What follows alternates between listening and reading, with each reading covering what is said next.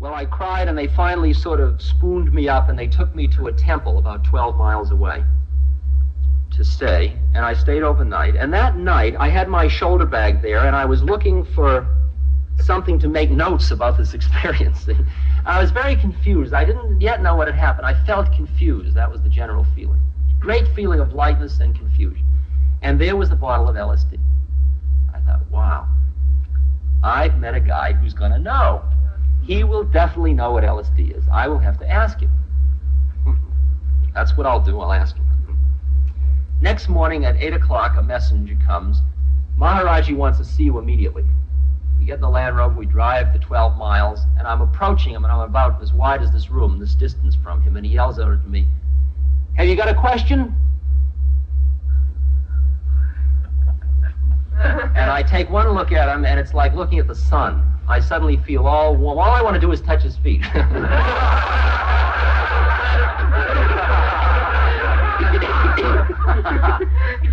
I'm speechless. No, I don't have any questions. You know, I love you. I don't question you. Just let me near you. He's very impatient with all of this nonsense. And he says, "Where's the medicine?"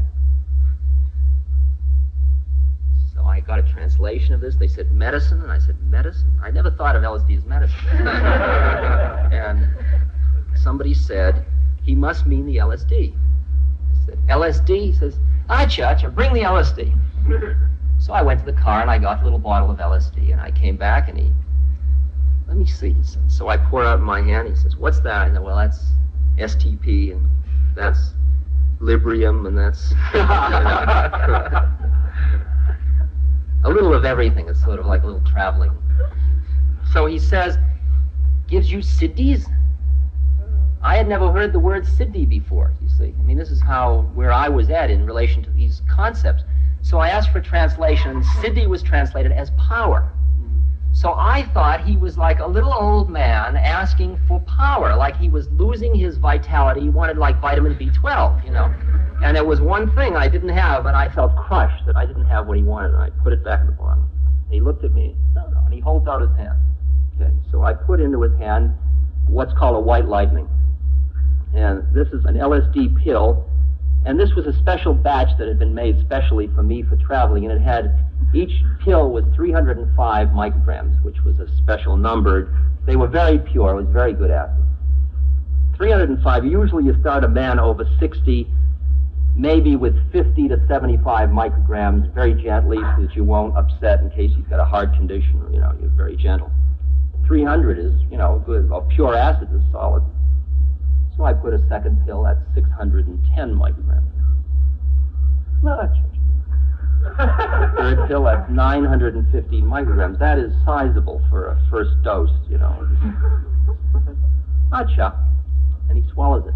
I see it go down, no doubt. All day long, I'm there, and every now and then he twinkles at me, and nothing happens. Nothing happens. That was his answer. His answer to my question, well, what LSD? I was taken back to the temple. It's interesting. At no time was I asked, do you want to stay? Do you want to study? It was always assumed. Everything was understood. There was no contracts. There were no promises. There were no vows. There was nothing. The next day, Maharaji instructed them to take out and buy me clothes. They gave me a room. Nobody ever asked me for a nickel out of this thing. Nobody ever asked me to spread the word. They never did anything. There was no commitments whatsoever required. It was all done internally. And that day I met who was to become my teacher, Haridas Baba. And Haridas Baba is quite an incredible fellow, as I found out. I spent 5 months under his tutelage. He is 48 years old. He weighs 90 pounds. He is a jungle sadhu. He went into the jungle when he was 8 years old. He is silent. He has been Mauna for 15 years. He writes with a chalkboard. He only sings holy songs. That's the only time he will speak. He reads and writes 6 or 8 different languages, like Chinese, English, French, Hindi. He taught me always in English, beautiful English. Maharaji has only his blanket, and they watch him. See, I'll tell you about it in a minute, but he's in a place called Sahaja Samadhi, and he's not in this world in that sense. And if you didn't watch him, he'd just disappear off into the jungle or leave his body or something. But they're always protecting him so that they can keep him around. So they've got an entourage around him, and people come and bring gifts to the holy man, because that's part of the way in which you gain holy merit in India. And money piles up, and so they build temples or they build schools. And they do all this around this guy. He'll walk to a place and there'll be a saint that has lived in that place in a cave, and he'll say, there'll be a temple here. And then they build a temple. So Haridas Baba, this little 90-pound fellow, he architecturally designs all the temples and schools, supervises all the buildings, runs all the buildings, has many followers of his own, sleeps 2 hours a night. His food intake for 15 years is 2 glasses of milk a day. That's it. That's it. His feces are like 2 small marbles each day. That's it. When the workmen can't lift a heavy rock, they call for Chota Maharaji, the little great king, like a comic strip. And he goes over and lifts it, just with one pointedness of mind. And he took over my teaching, and I'll tell you about my life in the temple in a second, but he had met Maharaji in the woods, in the jungle, 15 years before, and he had become a disciple of Maharaji. Now, just to finish with Maharaji's type of style, I was going through my address book, and I came to Lama Govinda's name, Lama Anagur Govinda, who was written Foundations of Tibetan Mysticism and Way of the White Clouds. And I thought, gee, I ought to go visit him. I'm in the Himalayas, and it wouldn't be a long trip, and I ought to go and pay my respects. The next day, there is a message from Maharaji saying, you are to go immediately to see Lama Govinda. Okay. This was going on all the time, by the way.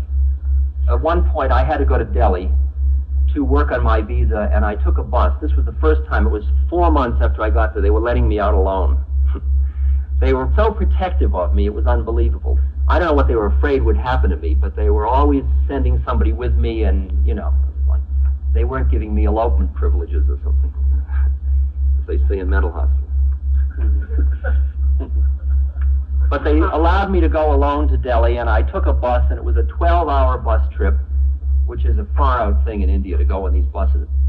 And I went to Delhi, and I was so high, in such a high state, that I went through Connaught Place, which is the western hustle part of New Delhi. It's all BOAC and American Express and restaurants that serve ice cream sodas and, you know, the whole scene, which is right in the middle of India, but it's like nothing to do with India particularly. And all the Indians who hustle Westerners walk around in this block. And I went through that barefoot, silent with my chalkboard. I was silent all the time in American Express, writing with my thing, you know. And it was so high that at not one moment was there even a qualm or a feeling of anything. And it got so high that I went into some stores to buy things in Connaught Place, which is designed to hustle Westerners. And everybody knew I was a Westerner. And they gave me the stuff free. You sadhu, you know, it's like blessings. It's a blessing to me that you'll take my stuff. That's how powerful the thing was that I was into at that moment. So after all day long of doing my dramas with the health department and so on, it came time for lunch, and I had been on this very fierce, austere type of diet, and I had lost 60 pounds, and I was feeling great, very light and very beautiful, but I decided that there was enough orality still left in me. I thought, well, I'll really have a feast. I'm vegetarian, but I'll have a vegetarian feast. So I went to a fancy vegetarian restaurant, and I got a table over in a corner, and I ordered their special deluxe vegetarian dinner from, nuts to nuts. And I had the whole thing, and the last thing was they had vegetarian ice cream with 2 English biscuits stuck into it. And those biscuits, boy, I mean, can you imagine, like cookies? Wow. And the sweet thing has always been a big part of my life. But I knew somehow maybe I shouldn't be eating those. I mean, that's so far out from my diet. It's not vegetables, it's not rice. And I was almost like secretly eating the cookies in this dark corner. See, I mean, I was feeling very guilty about eating these cookies. Nobody was watching me, and it was all right. And I got away and I went to the Buddhist monastery for the night, and then the next day took the bus back up to the mountains. About 2 days later, we heard Maharaji was back. He had been up in the mountains in a little village. He travels around a lot. He moves from place to place. And we all went rushing to see Maharaji. And I got a bag of oranges to bring to him. And I came in, I took one look at him, and I hadn't seen him in about a month and a half. I didn't see much of him at all. And the oranges went flying. And I started to cry, and I fell down, and they were patting me, and Maharaji was eating oranges as fast as he could. The thing of taking on the karma of someone else through food, and women bring him food all day long, and he just opens his mouth and they feed him, and he's taking on karma that way. That's a way of doing it. And he ate 8 oranges right before my eyes. I've never seen anything like that. I've never seen anybody eat 8 oranges. And the principal of the school was feeding me oranges, and I was crying, and the whole thing was very maudlin. And he pulls me by the hair and what's left, and I look up, and he says to me, "How'd you like the biscuits?"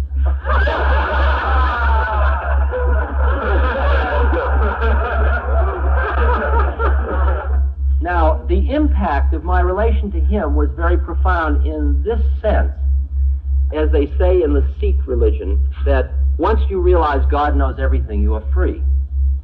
And that I had been through many years of psychoanalysis, and still I had managed to keep places in my head. I wouldn't say they were big, labelable categories, but they were certain attitudes or feelings that were still very private. And suddenly I realized that he knew everything that was going on in my head all the time. I mean, I go back to the temple, and here I was, an impure guy, and I realized I've hit the jackpot, man. I really hit gold here. And I'd be going to bed, and I'd lie down, I'd pull the covers over my head, and I'd have a very worldly thought. Not necessarily a sexual thought. There were those too, of course, but I would have thoughts about what I'll do with all my powers. And then suddenly I would be horrified with the realization he knew that one too. And then I'd meet him, and he'd be so loving. Always so loving. And I said to Haridas Baba, I said, "Why is it that Maharaji never tells me any of the bad things I think?" And he says, "It does not help your sadhana."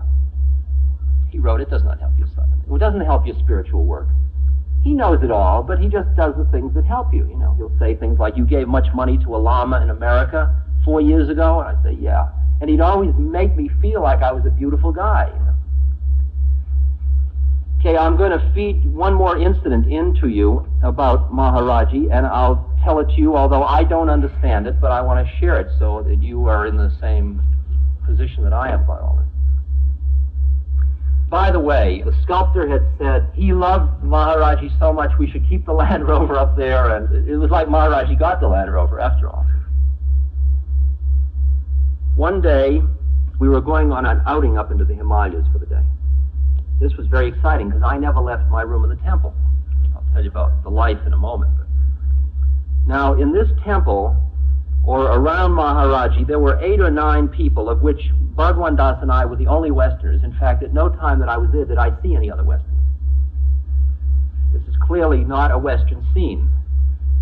And in fact, I was specifically told on returning to the United States that I was not to mention Maharaji's name or say where he was or anything. And the few people that have slipped by this net and figured out from clues that I have done in my speaking and their knowledge of India where he was and went to see him got thrown out immediately. I mean, very summarily dismissed, which is very strange. I mean, all I can say is pass that information on to you. We were going to have an outing, and there were about 8 or 9 people, and whenever there was a scene that would be involved, I walked last, you see, because I was the lowest man on the totem pole. They all loved me and honored me, and I was sort of like the beginner. I was the novice. I was like in a karate class or a Aikido class, you stand at the back until you learn more, and I was always in the back, and they were always teaching me. These sadhus were always teaching me. Everybody was very loving and very protective. So we went in the Land Rover, and Maharaji was up in the front. Bhagwan Das was driving. Bhagwan Das turned out in this scene to be terribly high. I mean, very, very highly thought of and honored, and he would play. He had started playing the sitar. He's a fantastic musician. And he'd started playing the sitar, and the Hindu people would just love him and love him and love him, because he would play bhajan, and he would do bhajan, holy music, better, just so high that they would just go out on it. And I was learning the sarangi, and Bhagavan Das was driving, and then there were all these other people, and I was way in the back, sort of on the toilet, which is in the back of the Land Rover camper.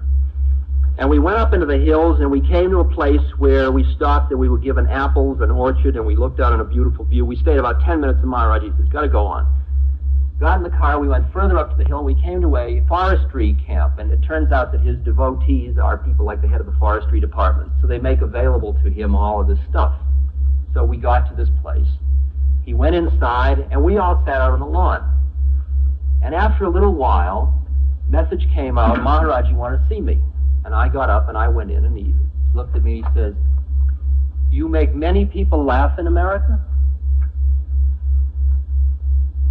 I said, yeah, I'd like to do that. Good. He said, you like to feed children? You like to cook and feed children? I said, yeah. He asked a few more questions like that, which seemed like, what are those all about? I don't know. They're nice questions, and sure, I love to feed children. And then he smiled, and he reached forward, and he tapped me right on the forehead, just 3 times. That's all. And then the guy came along, and he lifted me and walked me out the door. And I was, like, completely confused. I didn't know what had happened to me, why he had done it, what it was about. When I walked out, the people out in the yard said that I looked as if I were in a very high state, but all I felt inside was confusion. I have never felt anything since then. I don't know what it was about. It was not an idle movement, because the minute that was over, we all got back in the car and went home. I passed that on to you. You know now what I know about that. It's just an interesting thing. I don't know what it means yet. Now, I'd like to talk about 2 things. One is the specific kind of sadhana or method that I am involved in, including why I've come back to the United States and what that involves. And the second thing is, what is the implication of what's happening? Who is Maharaji, and how does he do what he does, and what's it about? Because it seems very obvious to me now, and I want to share that with you. And 2, the implications for Western psychology would be very obvious. I was taught by this man with a chalkboard in the most terse way possible. I would get up early, take my snan, my bath in the river, out of a pail with a lota, with a bowl, go in and do my breathing exercises, my pranayama and my hatha yoga, meditate, study. And then around 11:30 in the morning, this man would arrive, and with chalkboard he would write something down, like he would write, if a pickpocket meets a saint, he sees only his pockets. Then he'd get up and leave. Or he'd say, if you wear shoe leather, the whole earth is covered with leather. These were his ways of teaching me about how motivation affects perception. When starting to teach me about what it meant to be ahimsa, or non-violent, and the effect on the environment around you about vibrations, when he started teaching me about energy and vibrations, his opening statement was, snakes know, K-N-O-W, heart. Yogis in jungle need not fear. Snakes know heart. That is, if you're pure enough, cool it, don't worry. You gotta be very pure. Okay, so his teaching was of this nature. And it was not until a number of months later that I got hold of Vivekananda's book, Raja Yoga, and I realized that I had been being taught Raja Yoga very systematically. This 4,000-year-old system, or it had been enunciated rather, somewhere between 500 BC and 500 AD by Patanjali in a set of sutras, and it's called Ashtanga Yoga, or 8-limbed yoga, and also known as Raja, or kingly yoga. And it was not taught to me systematically. It was taught to me all at once, but it can be broken down into what's called Yama, Niyama, Asana, Pranayama, Pratyahara, Dharana, Dhyana, Samadhi. And these 8 steps, the first 2 are concerned with purification. The third is concerned with the state of your body. The fourth is concerned with breath. The fifth through the eighth are concerned with mind. Now, the basic understanding of what this process is that through a systematic, self-imposed discipline, one extricates oneself from inner attachment to one's sense data and learns how to direct and move energy within your own body. That's the simplest way of stating it. And it all dovetails so exquisitely. All I can say, it is one of the most highly articulated systems I've ever encountered, and the deeper I get into it, the more exquisitely profound I see that it is in terms of an overall program of total cognitive reorganization and a complete change of energy expression or direction. Now let me be more specific. First in what the methods are, and then how the daily regimen of sadhana or spiritual path is. Yama, the first of the eight, has in it 5 components: non-killing, non-stealing, non-lying, non-giving and receiving of gifts, and brahmachari, or sexual continence. To say the simplest word about this, the non-stealing, non-killing, non-lying, non-giving and receiving of gifts can all be understood in the terms, well, the first simplest way of saying it is that it helps you to eradicate the entire subject-object relationship to the universe around you. That is, if you think of other people as him, her, or them, you are stuck in an isolated place. And the process of these is like non-giving and receiving of gifts means that if you are giving me a gift and you think I am giving it to him, forget it. I can't accept it. Because I can't accept a gift that makes our separateness more clearly stated. If, on the other hand, there is the resource, and there we are, you need the resource, you use it. You need it, you use it. Then it's all right. Understand that? In other words, it's the nature of the relationship that determines. And all of these things are to break down that place of subject-object barriers between people. The sexual continence one has 2 elements in it, as I can understand. The first is that most of the sexual desire is at the relation of subject and object, whether it's at the personality level or at the yin-yang polarization level. And it's a process of getting behind that one. And we'll talk a little more about Tantra and stuff like that in a second. And the other idea is that you are learning how to take what is called sexual energy, or bindu, and convert it to ojas. That is, you move the energy that usually would be localized in lower centers of your body and used for procreation, digestion, and survival, and you start to learn how to move this energy up your body into your head to use for purposes that will become apparent in a moment. So it's like conservation of energy at the level where you are still a finite being and have finite energy. The second set of things, niyama, is cleanliness inside and out, tapasya or austerities, contentment, study, and surrender. And these are very complex, and I won't go into them all. I'm just giving you the outline for the moment. Third comes asanas, meaning asana means seat, and this is hatha yoga. But you only do hatha yoga to the extent that you are able to get into a firm seat, such as the lotus position or siddhasana or something like that, and you're able to stay in it for 6-7 hours. You're able to turn off your body. You're able to create a triangular seat and just put your body at rest and turn it off. And another reason you do hatha yoga is to open up certain nerves, because while we are very sensitized to muscular control, we are not sensitized to nerve control. And most of the nerves that I have been able to experience in the past year I had never known I had or had never experienced in the sense of inner experience up until that point, specifically nerves in my spine. And the third reason for doing asanas is it's a form of prayer. It's putting your body into a certain position which is a statement. The position itself is a statement.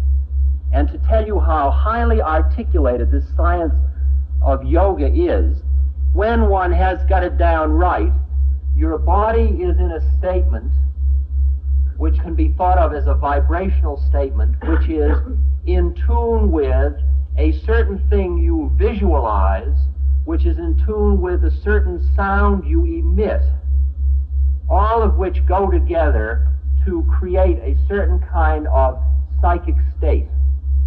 And these are all exquisitely articulated, labeled, and the amount of geographical description of the sound, sight, and feeling are extraordinary in these systems. Then comes pranayama, and pranayama is perhaps the most powerful of the methods, of the physical methods. It is a technique for control of prana, or life force. In order to do it, you work with your breath, or the muscles connected with your breath, which is your leverage on prana, or life force. And you learn how to compress, control, and use it to force energy up your spine. And this takes you into other states of consciousness. And now, when I am on my pure regimen, which includes certain kinds of fasting and living certain ways and so on, when I do pranayama, I am able to go into almost every state I could experience with LSD. And just as an aside, I would like to say that I am not taking LSD not because of any moral thing or not because of any feeling that it's bad or anything, but what I now see is that the psychedelics show one a possibility. They cut through the cynicism of the Western rational materialist and give you faith in another kind of possibility of your inner state, and then from then on you got to do something about it.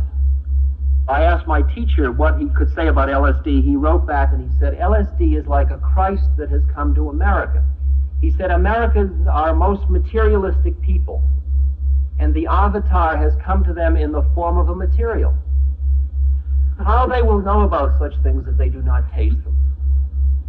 It is necessary for the young people in the Kali Yuga, in the Dark Age.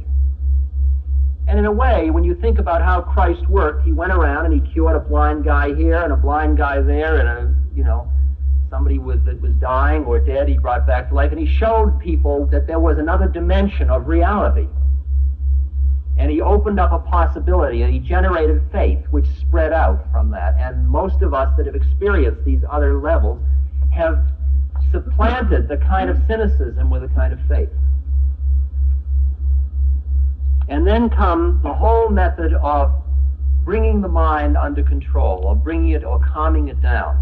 Now, what is extraordinary here is that when I used to work as a psychologist in cognitive programs with people like Jerry Bruner, we were working in fields of cognitive enrichment and learning how to get children to think more and more creatively by reducing the punishment for high-risk thoughts, associations, and therefore increasing the rate and improbability of various associative patterns, and getting people to think faster and faster and faster about more and more far-out things. Now, there is a possibility, if you go far enough out on that continuum, you come to the place I'm going to talk about. There is another way, however, of going to the same place. When Einstein said, I did not arrive at my understanding of fundamental laws through rational thought, what we in the West have called intuition, now I understand how the game works much, much more clearly. There is a rate at which you can know things by linear thought process, by one thought after another thought after another thought. There is also a Gestalt phenomenon of an experience of understanding how something is. This is something that is not in a sequential thought process. It is not thought itself. This is a method put forth by Ramana Maharshi, a beautiful saint in India who became realized at 17 years old, and for 50 years he stayed on Arunachala near Madras, beautiful, beautiful being. And he taught this very simple method called Vichara Atma, meaning method of self-inquiry. Who am I? And just to roughly take you through it, I'll tell you how it works, and it takes a long time to do it, but it's simple to know how it works. He starts out and he says, you sit down and you say, who am I? And then you say, I am not this body. Now you can put the I right in the middle of your head, and then you can experience your body as object, just your torso as object. And you can sit until you can see your body like you're looking, like I was telling you about that first psilocybin experience. You see your body as object, and the I is in the middle of your head. Now I'll go through this quite rapidly, and then you can read about it on your own. And then he says, I am not the 5 organs of motion. And then he experiences his arms, and he feels the arms as object with the I in the middle of the head. I am not the legs, and he feels his legs as object. The tongue is the 3rd organ of motion. The anal sphincter is the 4th organ of motion. The genitals are the 5th organ of motion. In each case, you experience the organ of motion, and you experience it as object in relation to the I in the middle of your head. Then you say, I am not the 5 senses. Now, when you are in a room reading and there is a clock ticking, you know that you read and you don't hear the clock tick. And then you finish reading and the clock's ticking again. And the clock was ticking all the time. Your ear was hearing the clock tick, but you weren't attending to your ear hearing the clock tick. And this is an involuntary process for most people. Well, now, there are 3 things. There's the clock, there's the ear mechanism, the middle ear and the inner ear, and, vestibular membrane. And then there is the awareness attending to the ear. So what you do is you develop that I becomes that place inside, and you watch the clock tick and the ear hear the clock tick. So you say, I am not the ear. You don't turn it off. You merely note the ear hearing. You note the eye seeing. You note the tongue tasting. You note the nose smelling. You note the skin feeling. Then when you've done this, I am not the 5 internal organs. And then you go through watching your heart beating, circulation, respiration, digestion, excretion, perspiration. 5 inner processes that you can get hold of a little bit. Sometimes more fantasy, sometimes more real. Very slow process. Takes a while. Then you'll lose it and you'll suddenly be identified with your leg again, and you go back and say, I am not the leg. And you're going to go back, and you go at the rate you can go. Now you're down to one place, which is the I in the middle of your head, which is the thought, I am here in the middle of my head. And then the last one is the clincher. This is the mind blower, literally. It is, I am not this thought. Which thought? The thought of I am not that thought. I am in the middle of my head is a thought, and I am not that either, you see. So what happens then is your thoughts become like on the Times building, the news going by in a ticker tape, and you see your own thoughts going by, but from where? The minute you label from where, you're not that either, see, because that's another thought, which you're not. Now, if you are disciplined enough to be able to do this, and this is a very steep path, and it is the hardest method. It is similar to most other kinds of very fair, steep paths, like Zen, for example. If you are able to do this, you extricate yourself. Remember that psilocybin experience I had, that place inside. You extricate that place from identifying with your senses and finally identifying with your own thinking minds, because what you do is you go behind your own thoughts, so you see your thoughts as object. Now, when you do that, what you experience is very much like going through a doorway, and you enter into what is called the lowest state of samadhi.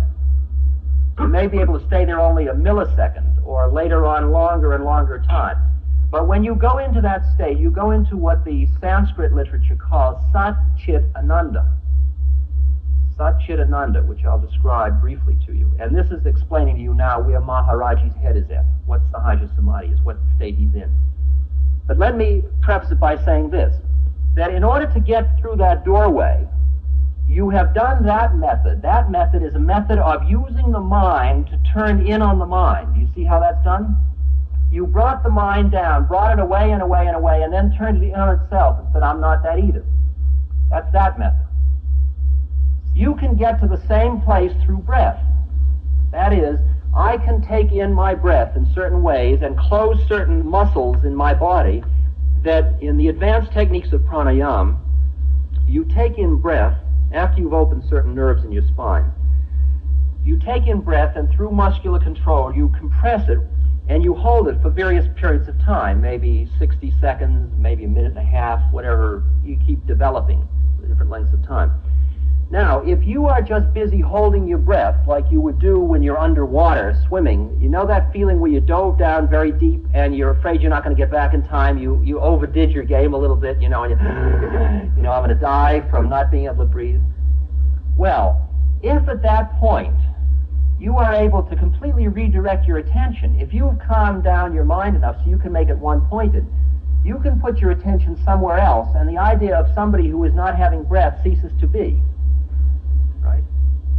For example, in this exercise, what you do is you focus your consciousness completely on what's called the Muladhara, the first chakra, which is down near the base of the spine. You visualize a yellow triangle of flame in which is a lingam, a phallus, around which is wound a snake 3.5 times with its head pointed down. And you put your entire attention right at that place. And if you can keep your attention at that place, there is no experience of running out of air. And after a certain period of time, through merely a subtlest mental process, you take this block of air, which you use like a hammer, and you knock down on the head of the snake. And the snake lifts its head, and it starts to climb up your spine. And you experience this extraordinary, words will completely fall away at this point, this moving of energy up your spine. It's as if all of the sexual energy, all of the power, force starts to come up your spine, and slowly it moves up and up and up, and you keep going into other states of consciousness, which are connected with these various centers or chakras through the body. And now, I'll tell you my first experience with this. I'm holding my breath and holding my breath and holding my breath, and I'm struggling and struggling. Can I hold it a little longer? And suddenly, I remember in the midst of this melodrama of, can I hold it? Like I can do it another, I got 10 more seconds to go, and the seconds are going faster and faster. And suddenly, I remember that I'm supposed to be attending to the bottom of my spine. And I put my consciousness down the bottom of the spine, and a whole new process starts, and suddenly there is nobody holding his breath anymore, and I'm still not breathing. And the awareness of that leads me to say, my God, I'm not breathing, which brings me down immediately. Right? In other words, I pulled back. I went back into thought. Okay? In other words, I came back into my thinking, rational mind about you're supposed to breathe. And having met a yogi who had been buried alive for a long period of time, whose arm was all eaten away by ants because they hadn't packed him well, and saying to him, well, how did you breathe? And he says, well, your cells store enough oxygen for your brain cells and your heart muscle, and that's all you need oxygen for. You can hear the degree of control that's involved in that, or the degree of attention. I mean, suddenly you realize what kind of universe I'm catapulted into in these mountains, in this simple little world of these jungle guys who are drinking like 2 glasses of milk a day and have more energy than anybody I've ever known, and who are tiny without big muscles and can lift huge stuff, and beings who don't have to breathe. I mean, we as psychologists can even imagine that social drives are learned, but like physiological drives, I mean, man, those are given. You can't screw around with those. That's what man is. Well, that's coming close to what the illusion is, or the attachment is. To understand Satchitananda and see where Maharaji is and how he's able to do what he does, I'll go on a really far-out excursion with you. Sat Chit Ananda means absolute existence, absolute knowledge, and absolute bliss. Let me try absolute bliss first. That's an easy one to get hold of. You do anything in life, you do. Say you're a high achiever, so you achieve. And you solve the problem. You get the job. You get patted on the head by your father. You get the award, the national award for something or other. You get the raise, and you get a moment of that feeling, a certain feeling. And that feeling is way, way inside. It's just a feeling of, yeah, right. And then a moment later, you got to start achieving again, because it's very ephemeral. You are a surfer, see, and you go surfing, and you finally find that wave, and you're right on top of the wave, and you get into that perfect relationship with the forces of the wave, and it's a mindless state. You had to give up so much thinking in order to get into that harmony, and you're right at that place, and yeah, right, and there you are at that place. You are involved in a sexual experience, and you get to a point close to climax, and you start to go into an automatic place where the experience takes over and the individuals involved start to disappear into the background, and there is merely a process, a very powerful natural process, and you again get that feeling of total what? Fulfillment, total here and nowness, total contentment, total, yeah, that's the way it's supposed to be. Oh, whew. Then it's gone. Now that little place, which is related to where you cook a particularly tasty bouillabaisse, with particularly good wine and so on, you sit down and the first bite you take, you've been waiting all day and cooking this thing and getting the fresh this and fresh that, takes the first bite and, oh, yeah. Now, I used to take Gourmet magazine. I'd been the whole trip, you know. These are very familiar trips to me, I'm telling you. They're very familiar trips. I used to have a motorcycle. You ride the motorcycle and you get into a certain centripetal relationship balance, you know, or hill climbing, a certain kind of leaping, or scuba diving, you're down in the water and there's that whole, oh, here we are again, you know. Always great, but it always passes. Always passes. That place, which we are inclined in, because we are externalists, to identify with the method we use to get there. Like, man, sex is the trip. Baby, drugs is it. Scuba diving, all I want to do for the rest of my life is scuba dive. Everybody's got that thing. I'm a good mother, and my child is so healthy, I get that feeling. The thing is, that feeling is that feeling is that feeling is that feeling. And the thing is that the feeling is not the same as the means. And once you break that identification, you begin to see that what you're reaching for is that feeling. And the next thing you begin to understand is that feeling exists within you, not outside there. And when you say, I fell in love with this chick or with this guy, what you're saying is that person is a superordinate key stimulus that releases that thing inside you, innate releasing mechanism. You say, that is the stimulus that allowed me to taste of love. I am in love, meaning I am in that place which is love inside, that place, that feeling.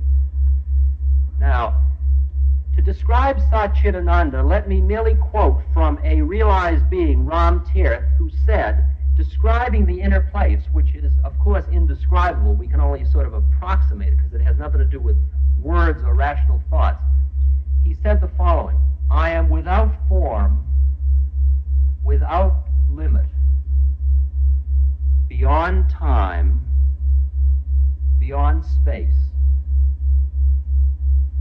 I am in everything. Everything is in me. I am the bliss of the universe. Everywhere I am Sat Chit Ananda. Tattvam Asi, I am that. I am that. Now, what does it mean, I am without form, without limit, beyond time, beyond space? He is saying that besides the fact that you tune in on that place inside you, which is bliss, which is the place you were reaching for all the time out there, which turned out to be in there, that place of well-being, so that contentment becomes the standard operating state rather than the achievement. The other components are sat and chit, which is absolute existence and absolute knowledge. And now we're getting close to what Maharaji was doing, is that when you are able to go behind the identification or attachment of your awareness with your physical body and with your thinking mind, like a doorway, you go into a state where the entire world becomes subject. In other words, you went from many subjects, many objects, down to one subject, the I, and many objects, and then you go make that subject object, and you go into a place where it's all subject. Now let's see if I can tell it to you better. I'll give you a metaphor, a gross metaphor, but you can work with it. Take a solid object. You can know, theoretically and scientifically, that this is slowed down light. This is merely a pattern of energy, and it's at such a rate that to our eyes and to our gross senses it feels like a solid object. But you know yourself that with proper microscopy and so on and inference, that this is in fact is a moving pattern of light. What is light? Light is in itself slowed down something else, something other kind of energy, or grosser forms of something else. Thought, feelings, all of it is merely various patternings of energy. If you can go into the finer and finer and finer forms of energy, think of this as a continuum now. Get to the point of energy, the quanta of energy that is so tiny and so fast-moving that it in and of itself has no individual differences. It is unique. It's separate from another quanta of energy, but it doesn't have any unique characteristics. That is, even the finest particle that we can call or label as separate, like an electron or a neutron or a neutrino or something like that, is in itself made up of patterns of this stuff. And this is all the same. It's all the same. Now, this stuff is moving at such a rate and is so tiny that it is totally interchangeable in everything of the universe at every moment. And I have experienced this state. It's called the clear white light, is one of the ways of describing it. You get to a point where you see that you are in a solid, that air, bodies, this, light is all merely different patterns, or like whirlpools of this energy, configurations or patterns of this very fine energy. And it's all changing, so that that which is in you one moment may be in the light the next, may be in Mars, may be in the table, and all of it stays looking this way to our gross senses because of these patterns. Just like in a whirlpool, the water keeps changing all the time, but the whirlpool stays as a stationary thing. The same phenomenon. That's the gross world. Now, if you can understand what going into Sat Chit Ananda means, it means extricating your awareness from localization in any particular time-space matrix. That is, if I can pull out from my body, from my senses, and even from my thoughts, then awareness. Now I've got to give you an identity that is going to be so hard for you to grok in Heinlein's terms. This is a really hard one to grasp or to deal with. But I'll say it directly and let the chips fly where they will. That energy is an identity with consciousness. Not an equality, an identity. It is the same thing as consciousness. Not self-consciousness, mind you, but consciousness. Now, if you understand that, or can think from that point of view, you can understand that when you go behind a time-space locus, you enter into a place where you are one with consciousness. You are merely consciousness. You are no longer me being conscious. You are consciousness. If you understand the implications of it, you have become merely part of that energy. Remember what Ram Dass said, I am without form, without limit, beyond time, beyond space. I am in everything. Everything is in me. To take you the next step, all I can say is that Maharaji is my mother's spleen.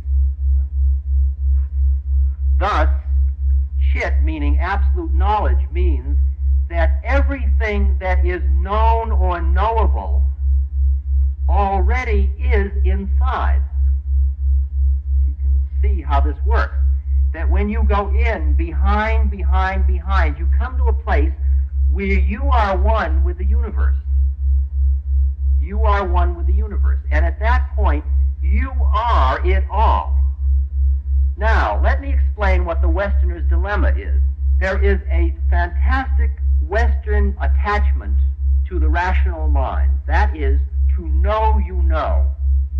To know you know. Ram Dass, I, Richard Alpert, want to know I know. The problem is that a finite knower cannot know infinite knowledge. It just can't be done within the system. You can get little bits of it, but you can't know it. You can, however, be it. You can be it, but you can't know it. And the problem is, here's what's happened. If you look at the evolution of man, you can see a drama that as man goes on this scale, this evolutionary sequence, which I can see as a sequence into higher and higher consciousness, man develops more and more capacities which bring him closer, but at the same time they give him more powers. And over again he gets attached to his powers.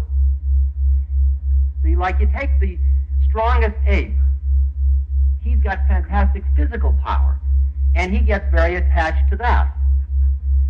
And the whole system gets attached to physical power. And at this plane, this has to it a lot of powers too. Look at, we can put a man on the moon. Look at the technology we've got. Look at how much we've done in the external world. What a fantastic siddhi, or power.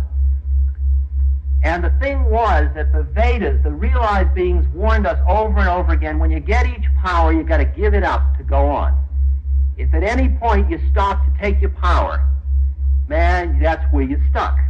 Stuck for this lifetime, stuck for this round, stuck until you're willing to give up even that power. You've got to give up the knowing you know in order to know. You've got to give up that subject-object relationship to knowledge in order to be wisdom. And the thing is, by being wisdom, out of it comes the right responses. But you cannot articulate the knowing you know in a very high level. I mean, most of what I'm saying is reasonably trivial compared to what it is that I experience. Ramakrishna has a beautiful example. He was demonstrating to his students. He was trying to describe what happened when the Kundalini rose up the spine, and he said, when it gets here, and he described this, and then when it gets here, you feel this. And he said, and then when it gets to the ajna, and then he went into samadhi. He went out.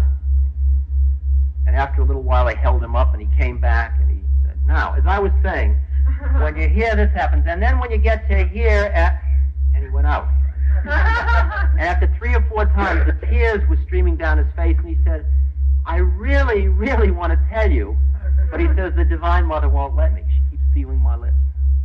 It's like you get to a point where it is not describable anymore because the rational mind and symbols are too inadequate to the task. And the thing is that an intellect, somebody who is attached to intellect, wants to know he knows, and you can get so close on that subtle plane of knowing you know. You get into what's called the causal plane, which is what the Egyptians were into, which are the basic laws of the universe. You begin to see how it all works. And you're getting to see how it all works more and more, and it's so exquisite, and you're less and less attached, and the less attached you are, the more you see. And you're so overwhelmed, but you still want to be the experiencer. Now, for example, when you go through that doorway, the first thing happens is you get waves of bliss. This is a very low form of samadhi, and at this point, you are experiencing the bliss. When you are having bliss, can you imagine an eternal orgasm? I mean, can you imagine continuous bliss, just on and on and on? How long before you're going to get bored with that one? You enjoy it for a moment, and then the Vedas are very clear. The books of the realized beings, they say, get on with it. You got to give up that one too. You've got to give up each power along the way, because unless you give up all of it, you don't get it all. You don't be it all. The way my teacher wrote it on the slate, and this is the most profound statement he's written on the slate as far as I can grasp at this moment, was the sequence: desire is a trap, desirelessness is moksha, or liberation, desire is the creator, desire is the destroyer, desire is the universe. If you are feeling horny, you walk down the street and all you see is what's makeable. If you are hungry, you walk down the street and all you see is what's edible. In the same way, the fact that you are hearing me through your ears and seeing me through your eyes, this is a much more subtle level now, is the result of your attachment to these kinds of data. And it is only when you can extricate yourself from this attachment, it's very much like you are a television receiver that came because this is your trip through nature as a nature being. You came with the channel fixed to channel 9. And you can't convert the channel, you can't turn it, because it's very attached to channel 9-ness. Now, channel 9 has worked great wonders because it's helped man survive and get to the point where we are, where for many of us there is enough. We are not fighting for survival. We have most gratification of our senses. Now what?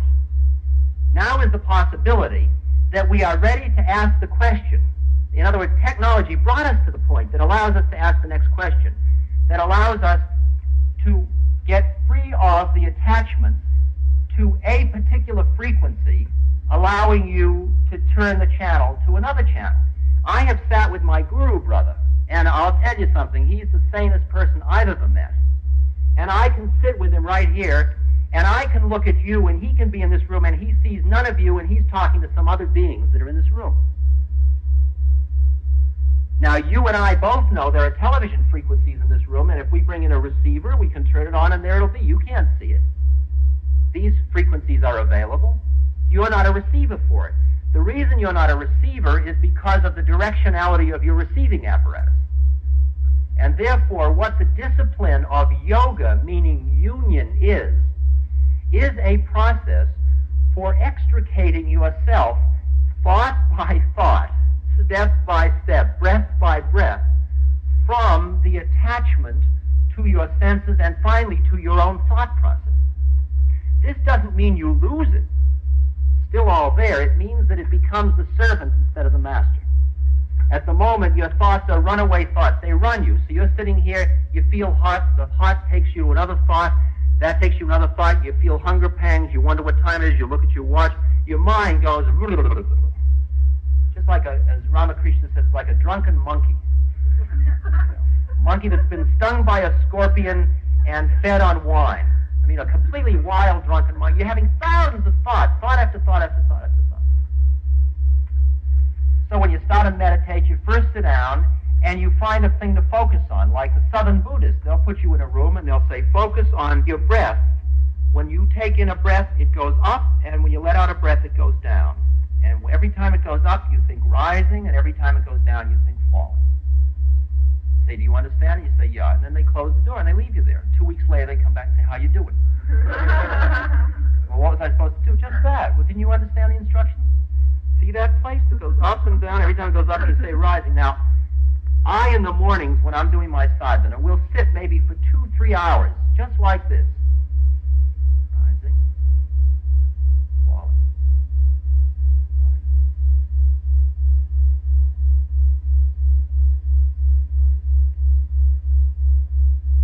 Now, at first, when I start to do that, the kind of thoughts that go through my head are things like, what an idiotic thing. I got a PhD for this.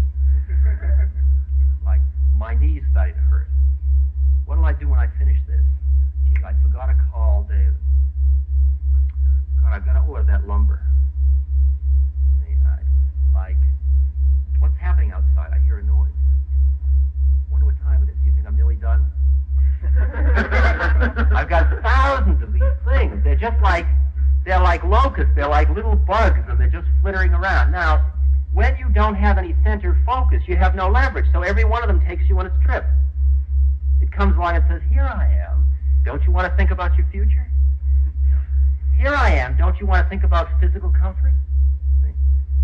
Finally, you get to the point where in this exercise, all you're supposed to do for the next hour until the bell rings or whatever it is go rising, falling, rising, falling. And while you're doing that, all the thoughts are going by, and you see them going by like clouds in the sky. And as you let them go by and by and by, pretty soon, they start to give up, is all I can say, is they start to lose their ability to capture your attention. And they make a desperate struggle, and they really get good at it. Like, nothing's happening. This is absurd. Like, I'm going to try another method. And you got to be alone quite a bit to allow this to happen, because there are too many external stimuli to hide in. You got to calm down. Now, when you get into this place where your thoughts have given up, you are then in a strange state, which for us is very, very scary, because you're not thinking anything. See? And I remember the first time this happened, when I went for a period of time not thinking anything, and I suddenly got panicked. I thought, oh, I've taken too many drugs. Look, I've blown my mind. I'm not thinking anything. Because thoughts were money, thoughts were power, thoughts were the game. You know, I would drive across the country usually with a tape recorder and a pad of paper attached to my thigh. And as I go, I'd have ideas, research ideas, and I'd write them down. You know, I'd create designs and proposals and theories and think it all up and dictate letters. And boy, I had a whole keep producing, keep thinking. And suddenly I'm empty. Nothing at all. And then I started to find out this very far out thing, that the emptier my mind was, the more optimal my response was to every situation. Like, I don't have any plan for what I'm going to say to you. What I wrote down were the things it said in the catalog about what I was supposed to talk about. See? But I had no idea about what to say, but what I say, I say. What I say is a result of this situation. If you were a group of Catholic priests sitting here, out would come something entirely different. But what I had to develop was a trust in the fact that when I was not thinking, it was still possible to act. And the Buddha says, as long as you think there is a doer, you are still attached. You only get to the point where you begin to watch.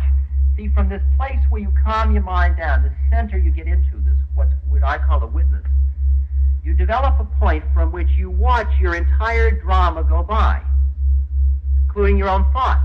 It's like you're standing on a bridge, watching your life go under the water. See, now, you've noticed that much of the time this morning I've been working with these beads. So this is called a mala.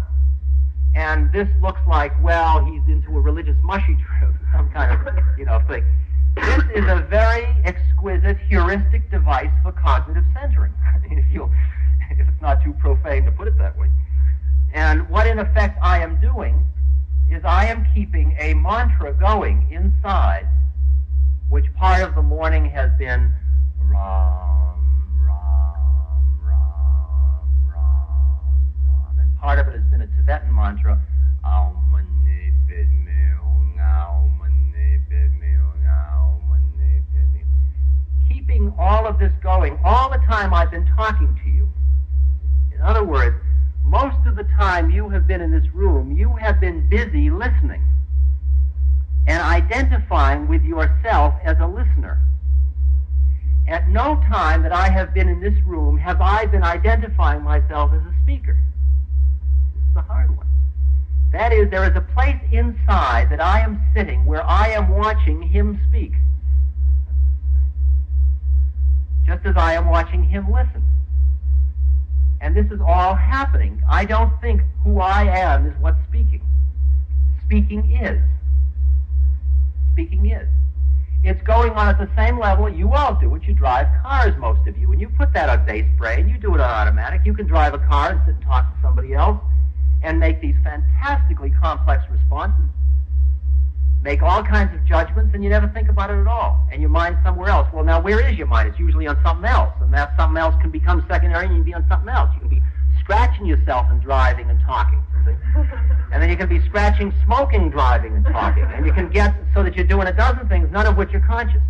Well, the idea is you find a place, you start to localize in on a place inside you where the flame never flickers, it says. A candle place inside where the flame never flickers, and you sit in that place. Absolute calm, content, centered, from which your drama goes by. There are your desires. Wow, look at that one. Whew. Lust. Ooh. Mm. There's that thought. There's that fear. Personality becomes like clothing. Body becomes like clothing. And behind it all, here I am. And I can make the statement to you that if you were centered in that inner place in you, and I in me, the far-out thing is we would be one, because there is only one inner place. And sometimes in a room, you can experience a psychic space that we are all sharing, independent of the little drama that we're playing and talking. I can look into somebody's eyes and continue to talk to them while looking into their eyes, and in effect say, here we are, we have this contact, and then there is this contact of talking, you're listening, I'm speaking, and we're both watching that. It's like when Englishmen play tennis, and they're right at the set point, and it's add in or add out, and it's a very critical point, and it's a fierce tennis match, and just as the serve's about to start, they look at each other, and they are so conscious that at that point they say, wow, isn't this great? That here we are fighting fiercely under this beautiful sun, playing this exquisite game. In other words, they are simultaneously living at two levels. A level which is meta to the game role which they're involved in. Well, finally, you live in a place that is meta to all the roles you live in. You live meta to your body, you live meta to your desires, meta to your feelings, and you start to center in a place. And once you live in that more and more and more, attachments keep falling away. That doesn't mean actions fall away, but attachment to actions fall away. And then all these next steps start to happen. This has been an adventure for me to share these experiences, because when I came back from India, I was told I came back because I had to come back, because I still had attachments back in the West, and I have to come back and live out my karma till I was ready to come back to India. When I asked what I was to do in America, they said, do your sadhana, your spiritual work. And I said, what does that include? And they said, everything you do. And I was told that I just would do, and everything would take care of itself. So when I'm asked, I speak. When I'm not, I sit in the cabin. When people come, I teach. And what is awesome to me is that as I come back, there are literally, as I go around the country, hundreds of thousands of people who are ready to hear just exactly the thing that I'm involved in. Not because it's me, but because there is a simultaneity of opening in thousands of people in Vancouver, San Francisco, Chicago, New Mexico, New York. And the thing that is further awesome to me is that all my categories of who we are and who they are break down. Whole models of generation gaps and good guys and bad guys, it all turns out to be crap, because behind it all, here we are.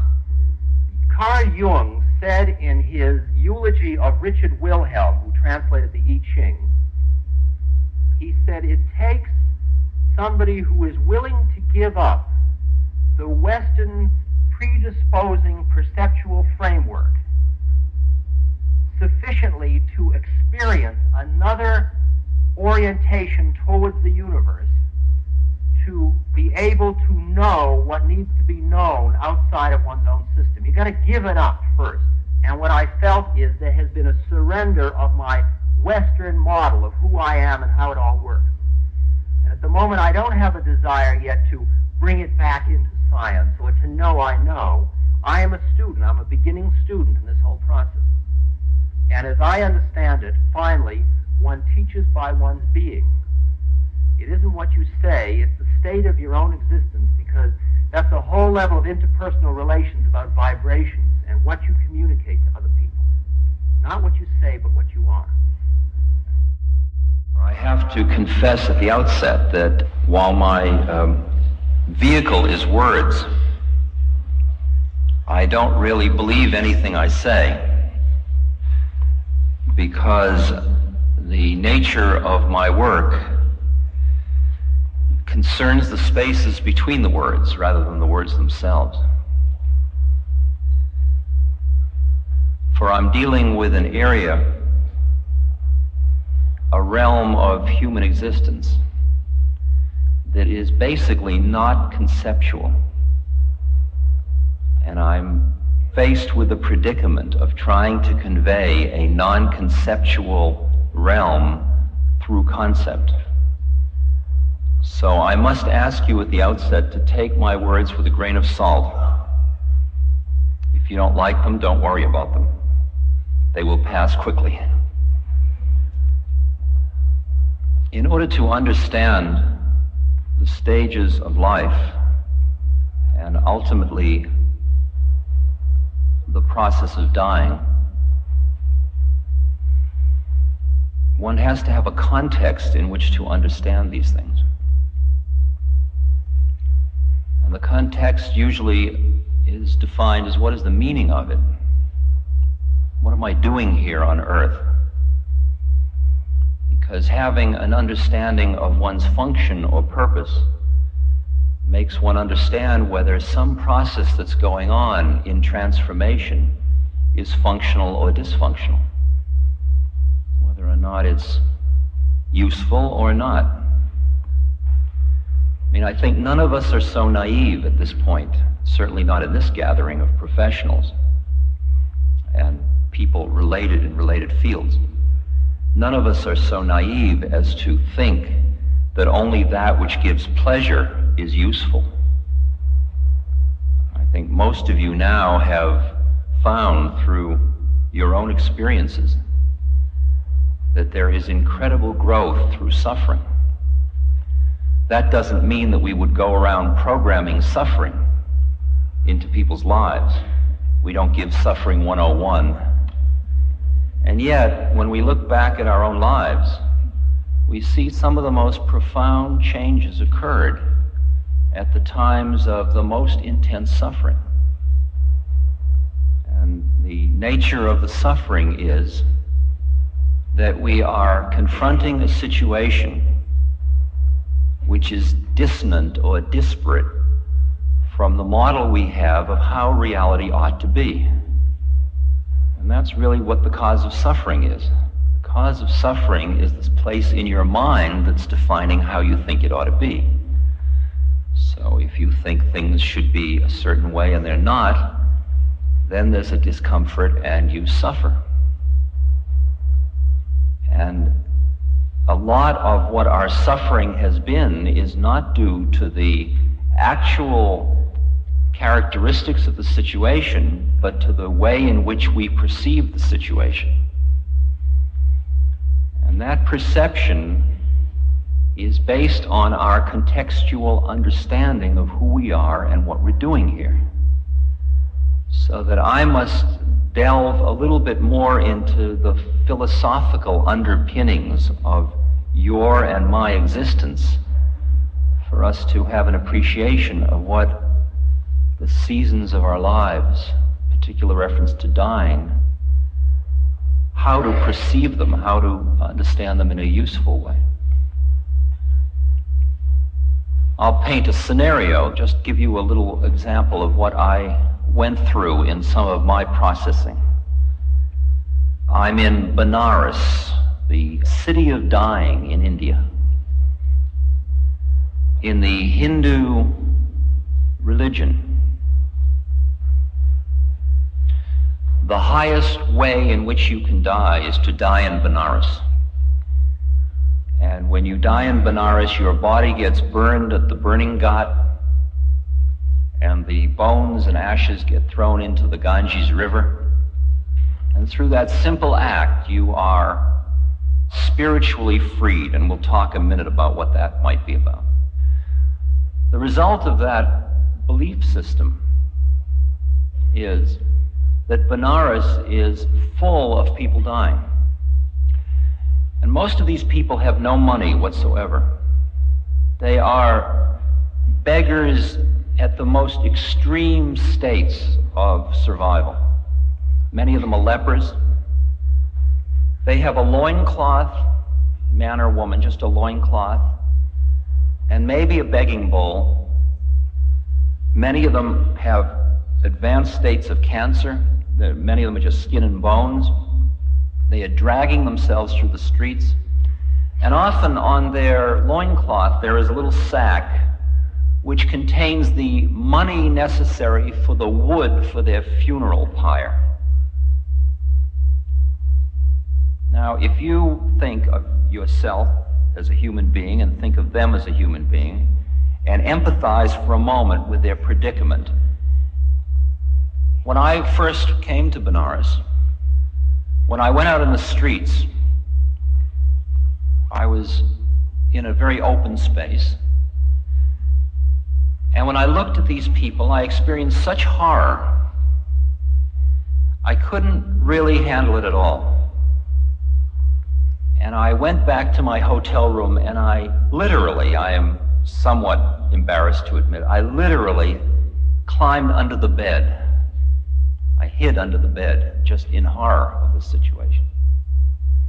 Because I walked through the streets with my American Express traveler's checks in my pocket, with my security, with my ticket back to affluent America, and I was facing these other human beings in the extreme state of need and poverty. And my pity was more than I could handle. Subsequent to that, I met my spiritual teacher, and my whole life took a different turn, and I ended up living in a temple, studying Hindu philosophy, doing deep meditation, hatha yoga, so on. And I began to understand a different context about what life and death was about. And now, about 6 or 8 months later, I found myself in Benares again.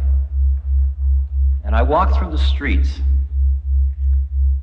And this time, it was an entirely different experience for me.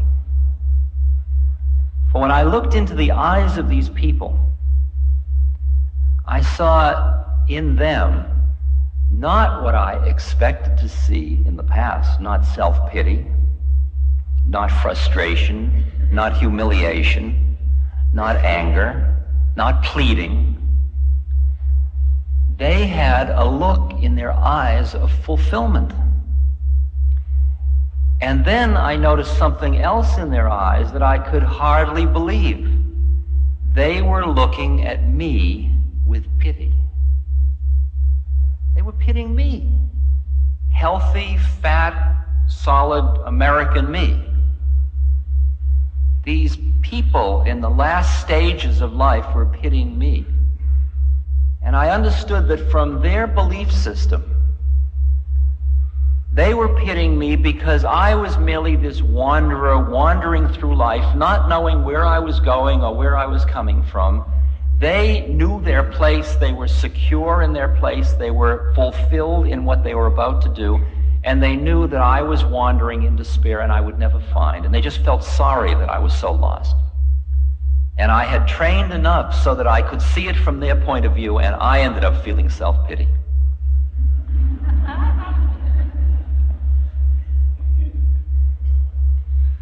Now, to me, that's an example of how a belief system can be so strong that it can take what could be called a sad tune and make it into a happy tune. It can change the entire meaning of a situation. In the villages in India where I live, quite a bit of the time, there are many beings who make 2, 3, 4 rupees a day. That's 40, 60 cents a day. And they have one meal a day, and they live maybe under a railroad bridge or crowded together. Not optimum living conditions. But sometimes when I look at their faces, I experience a quality of their being that seems more in tune or in harmony with the universe than I find in the face of somebody who is affluent, successful, everything in the West.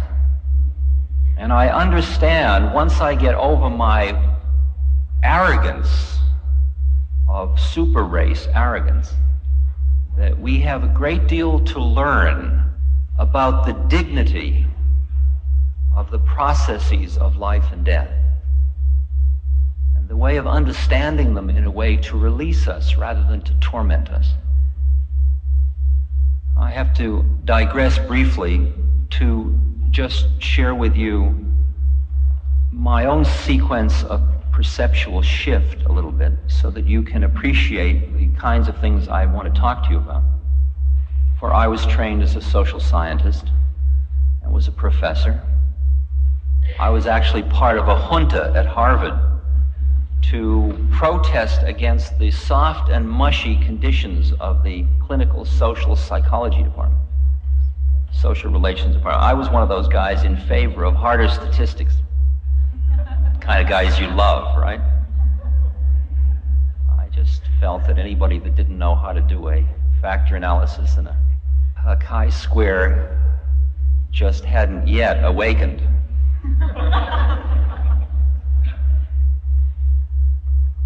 And though I played that game as hard as I knew how, for all the points I knew how to collect, there was in me, despite my psychoanalysis, a very gnawing uneasiness that I was missing something,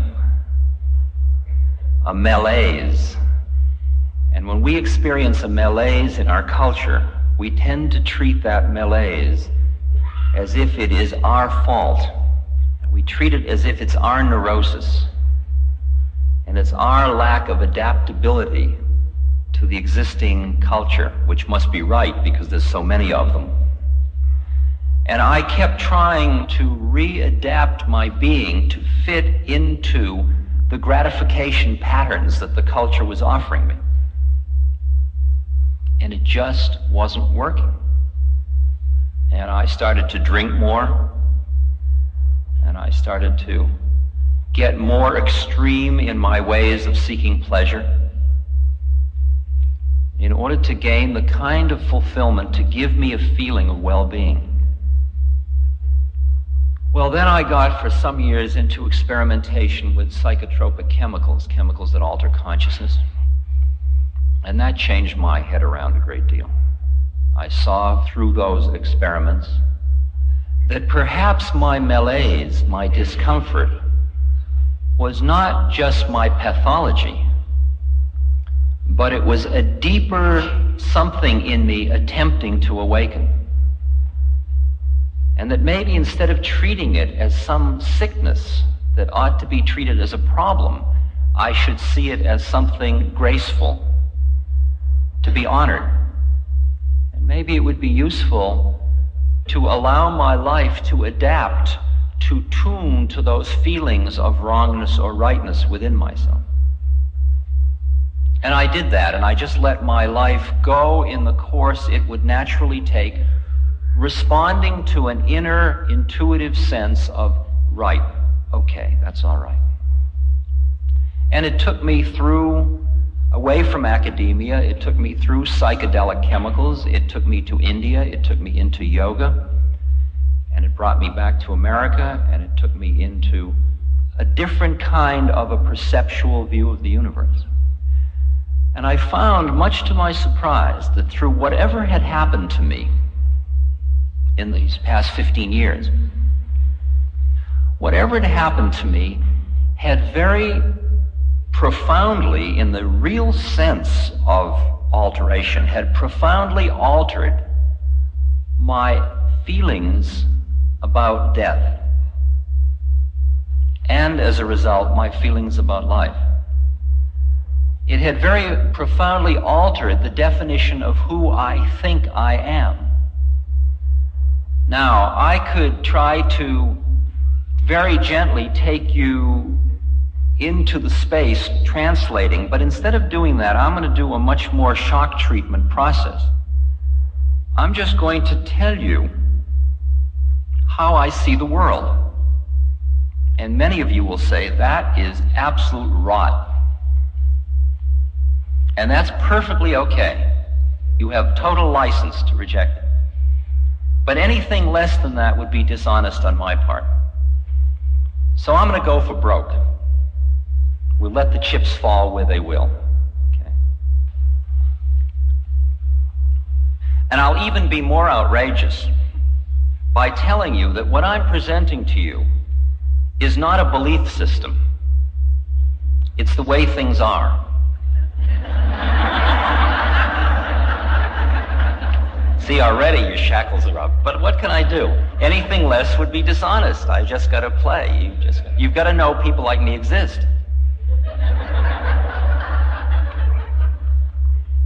To the extent that I am anything at all, and that we can open for question in a little while, we could consider me as a separate entity, a set of predisposing characteristics.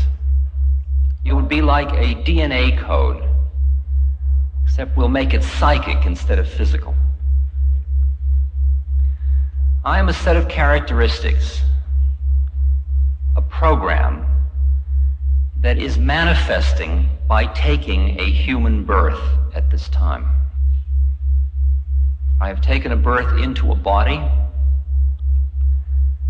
and that body has with it a personality. I've taken a birth into a personality, and that personality is in a body. And I am going through a set of experiences which is called living life. And these experiences have a certain function. These experiences, if used consciously and intentionally by me, are vehicles through which I can awaken to who I am in truth. Let me take you through an example I often use, just another little metaphorical image and an analogy. Imagine, for example, that you have next to your eyes a little control switch, and you look at another human being on channel 1. And what you see when you look at the other human being is a physical body. Man, woman, old, young, fat, thin, pretty, handsome, ugly, interesting. If you're a scientist, you might call them mesomorphs, ectomorphs, and endomorphs. Okay? It's a matrix of individual differences on physical plane. It's the plane of standing on the corner watching all the girls go by. It's that reality.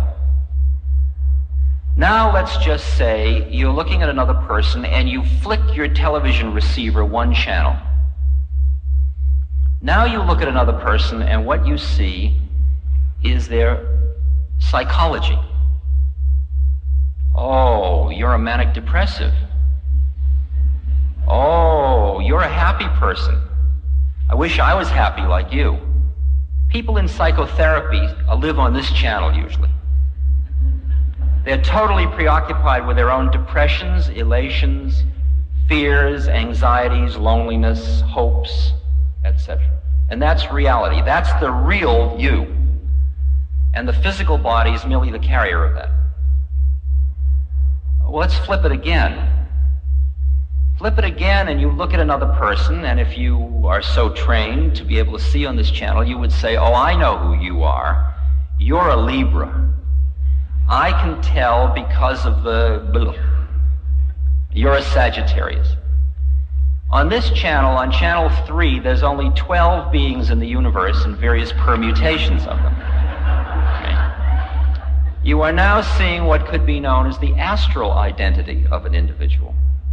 You're seeing another plane of reality. You're seeing another way of looking at individual differences. These are 3 ways of looking at individual differences, 3 matrices, if you will.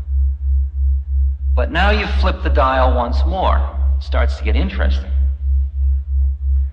Now if you flip the dial and look into another person's eyes, you flip the dial inside your own being and look into another person's eyes, what you see is another being looking back at you. Inside an astral configuration, a personality, and a body. You in there?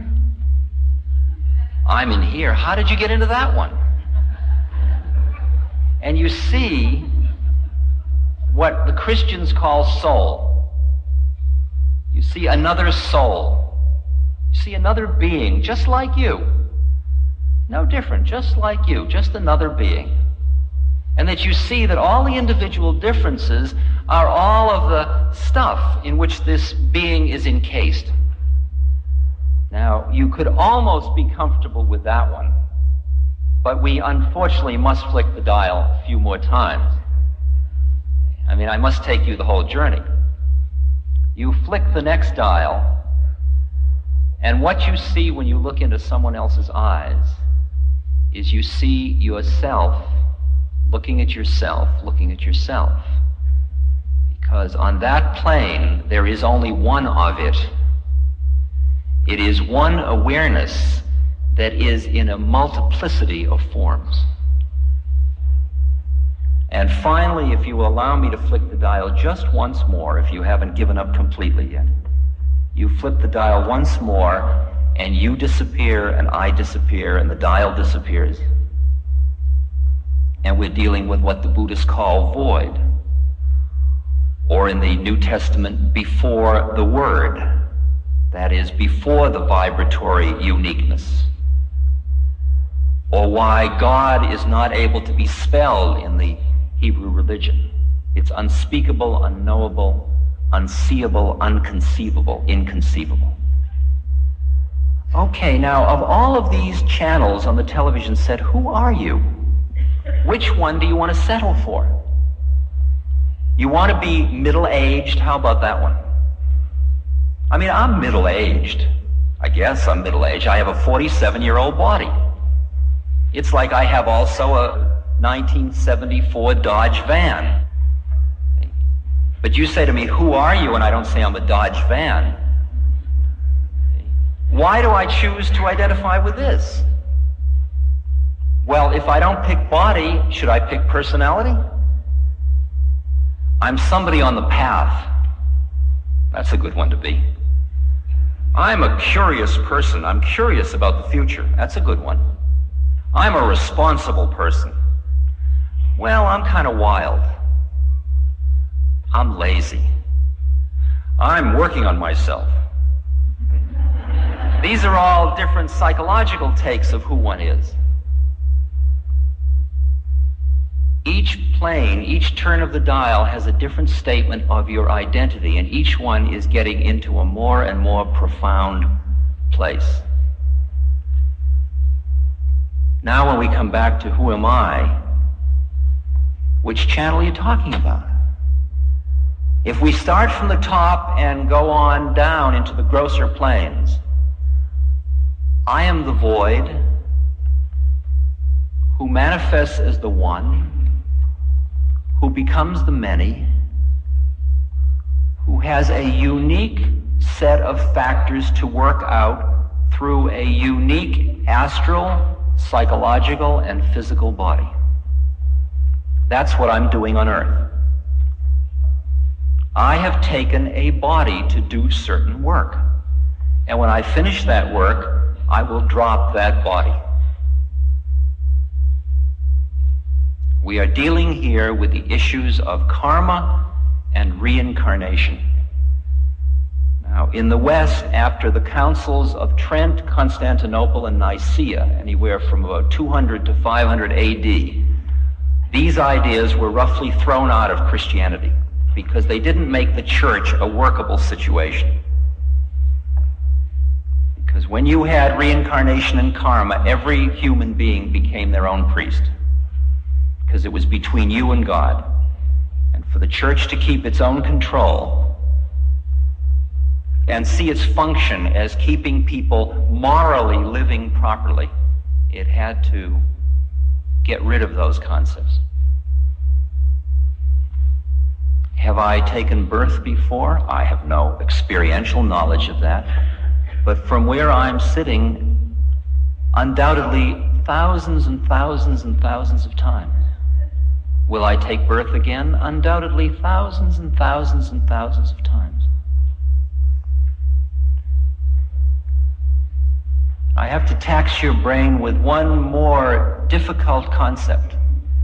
As long as we were dealing with your body, with your personality, with your astral identity, or with your soul, we were dealing in time. Time passes, things change. The minute we got up into the higher plane than that, in the one, there is no time anymore. Time is relative. Now we're dealing with the place where when you know yourself as that, you just are. You are going nowhere and you are coming from nowhere. The Zen master says your going and coming is nowhere but where you are. Now, if you can start to sense, I mean, you don't have to believe what I'm saying just because it's the way the universe looks to me. But if you could empathize just enough to appreciate how it would be to be looking at the world from this point of view, to imagine what it's like to see your life as so functional to your awakening,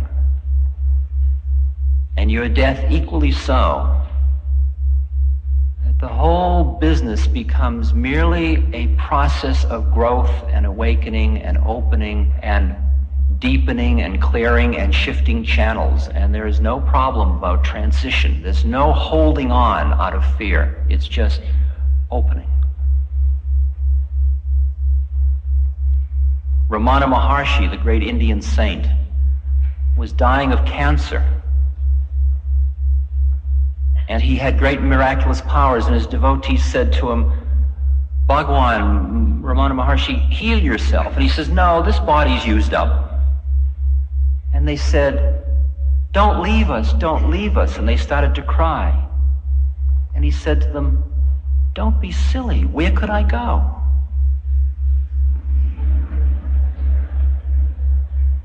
That's like me saying, I'm selling my Dodge van, and you saying, don't leave, don't leave. I'm not leaving, I'm just selling my Dodge van. Could you imagine conceiving of death from that point of view?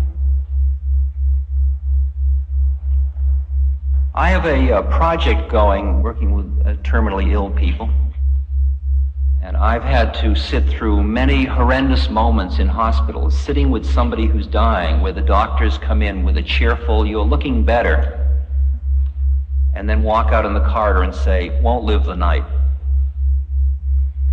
And the person is surrounded by doctors, nurses, relatives, all of whom are so frightened of death. Ministers, rabbis, so frightened of death that there is a surrounding hysterical denial of the process, leaving the person at the moment when they need most to be able to share what's happening to them, a total void of that kind of compassion. And I'm sure most of you have seen those situations, and many of us have participated in them, not knowing quite what else to do.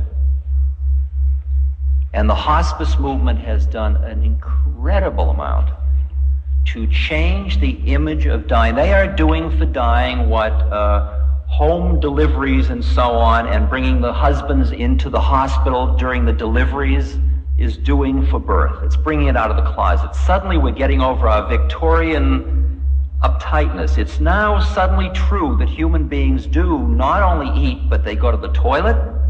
Bet you never knew that. And they are born and they die.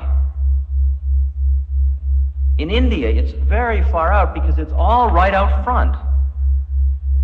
When somebody dies, they wrap them in a sheet, and sometimes in a little village, they'll put them in a rickshaw to take them to the burning guard. And there's a dead being sitting in a rickshaw on the way to the burning guard.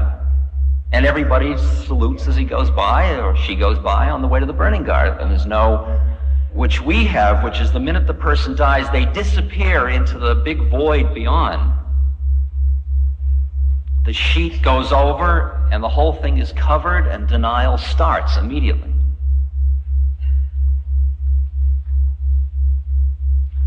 So hospice is doing a great deal just by training people to be compassionate listeners and psychologically able to hang out with people who are dying. My own work is a little further out than that. My work is for people who say, I would like to use my death as a vehicle for awakening. I would actually like to use the process of dying as a vehicle for awakening, since I have an understanding of the kinds of things you've been talking about. Now, you've got to understand that that tradition of using death in that way is understood by more people in the world today than there are who don't understand that. I mean, we're talking about China, we're talking about India, we're talking about Japan, we're talking about all of the Eastern countries. So for such a person, one sits down and one is first very straight. There's no hiding, there's no deception of anything. Your own fear, out in the open. We share it, very straight.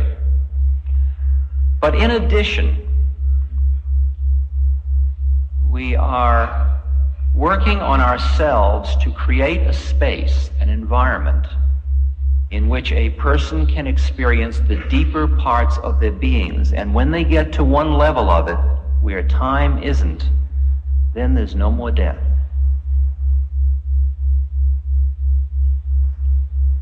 Sometimes I just go and I sit in a room with somebody that's dying and I merely sit there quietly with them.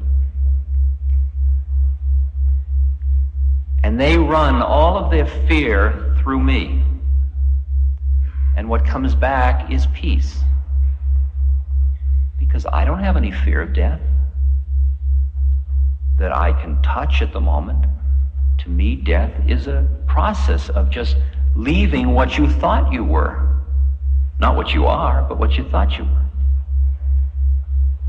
They run their fear through, and what comes back is peace, and they release a little bit. And then they run more fear through, and they get back peace. And they run more fear through, and they get back peace. Until you can just feel them. They're just like a flower, opening and extending and opening out. Until again and again you're sitting with somebody who is in incredible pain and suffering, and they're saying, oh, it's so beautiful. I'm feeling such peace. And at the same moment, the ravages of cancer or extreme heart conditions or whatever, Hodgkin's disease.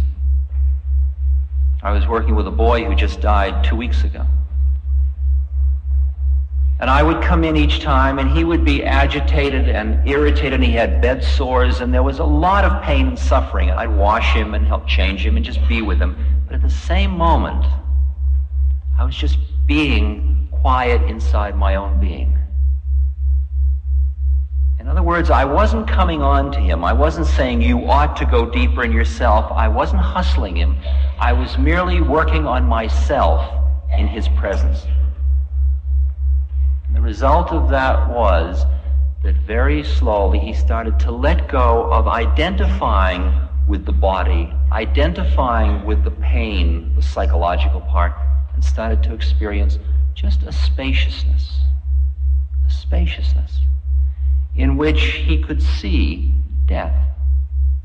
Death comes, birth comes, life comes, growth comes. For you to be of any use to someone that is dying, for me to be of any use, there is one simple rule.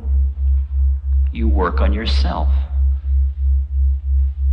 You don't work on the other person. We have a model that is so deeply ingrained in us often as professionals. You're healing someone else. You're doing for the old people. You're doing for the young people. You're doing for the dying people. I have a very simple rule in my life: work on myself. Because all I can offer to you or to a dying person or to a marital problem or to some child, I can only offer my being, and my being is the result of everything I've done in my life to get to where I am. That's all I have to offer. But if you can flip through those channels, that love is not conditional love. It's not based on individual differences. It's merely the love because you are seeing the divine plan made manifest again. Every moment of your life, once you understand the purpose of it, is your vehicle for awakening.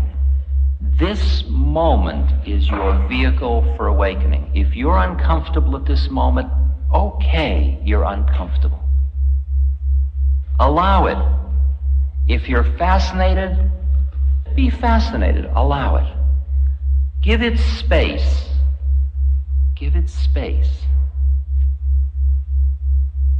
Imagine a picture, and the picture is a picture of a cloud. And if the cloud fills the whole picture frame, all you see is the cloud. And you're totally immersed in the cloud. But allow a little teeny bit of blue sky around the edge of the cloud. And then imagine identifying with the blue sky instead of the cloud. From that point, you can say, cloud. The difference between I'm depressed or I'm depressed versus, wow, am I depressed? Or I'm depressed versus, look at that depression. Whew. Boy, I don't think I'll ever get through that one. Wow, that's a heavy one. Boy, that's the worst depression I've ever seen. I don't think people live through those kind. Now, the second kind I'm doing is showing the ability to keep a sense of humor in the middle of the depression. Well, if you've got a sense of humor, how depressed could you be? See? But that's the issue. It's the issue of the tiny bit of spaciousness that surrounds the identity with the happenings of life, the experiences of life. It is said in the spirit mystic literature, one to me is loss and gain. One to me is fame and shame. One to me is pleasure and pain. Meaning, there's fame. Hello, Ram Das. That's fame. Ram who? Das, did you say? Don Das, yes. Right. Oh, you're that horrible guy that was, that shame. Oh, you just won the lottery? That's gain. Wallet just stolen? Loss. Oh. Pleasure. Oh, my darling, come here. Oh, my leg hurts. In each one, they take you completely, get lost in it. I'm somebody who has a hurt leg. Versus, here I am, and there's a leg that hurts. The predicament is that most of us don't want this kind of consciousness because we don't want to lose the rushes or the trips of life. We don't want to forego the romanticism. We don't want to forego the rush that comes from identifying with our own melodrama.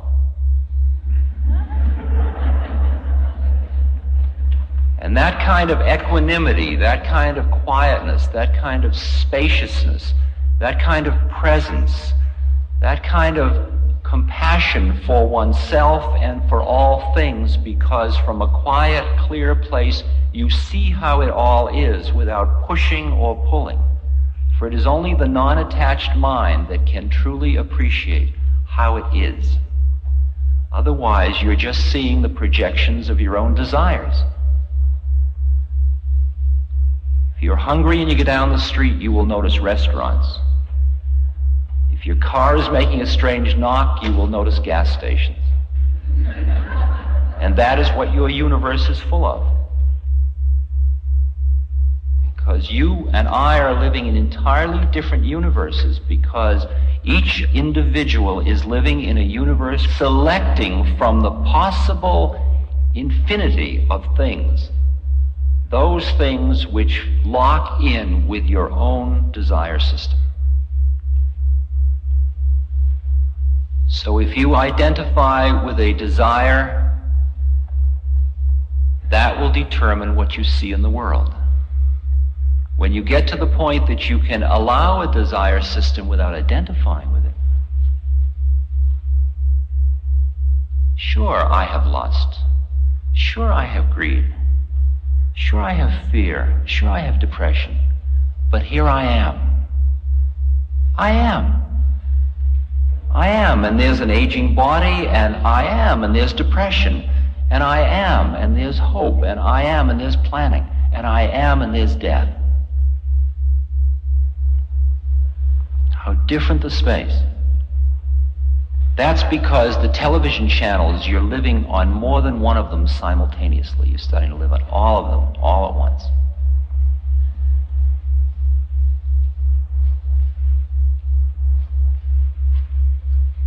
There are some very heavy processes that occur at the time of death.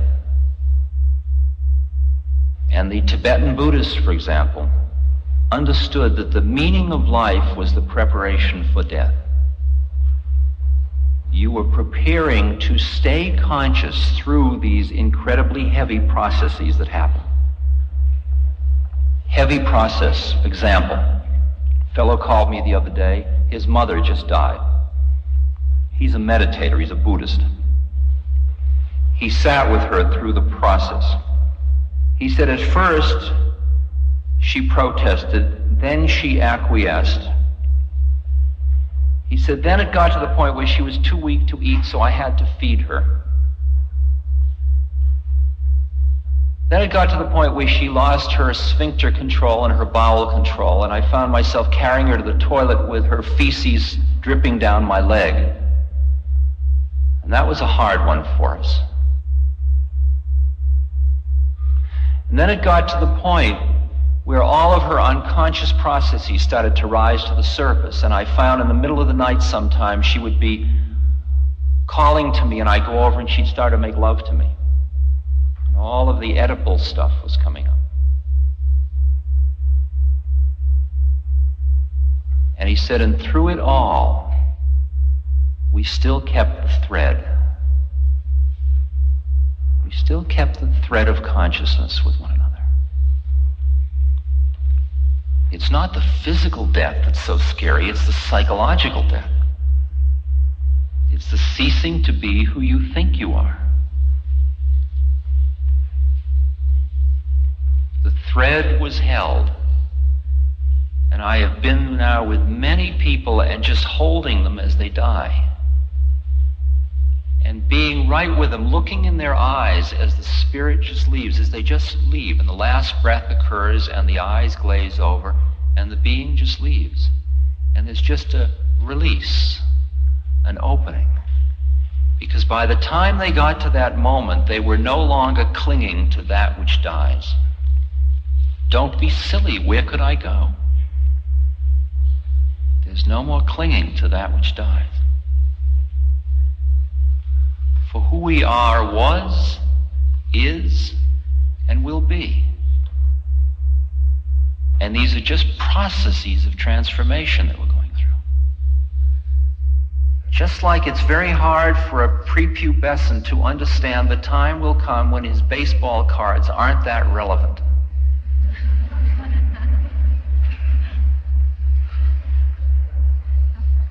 So the time will come when even our mortal coil isn't that relevant.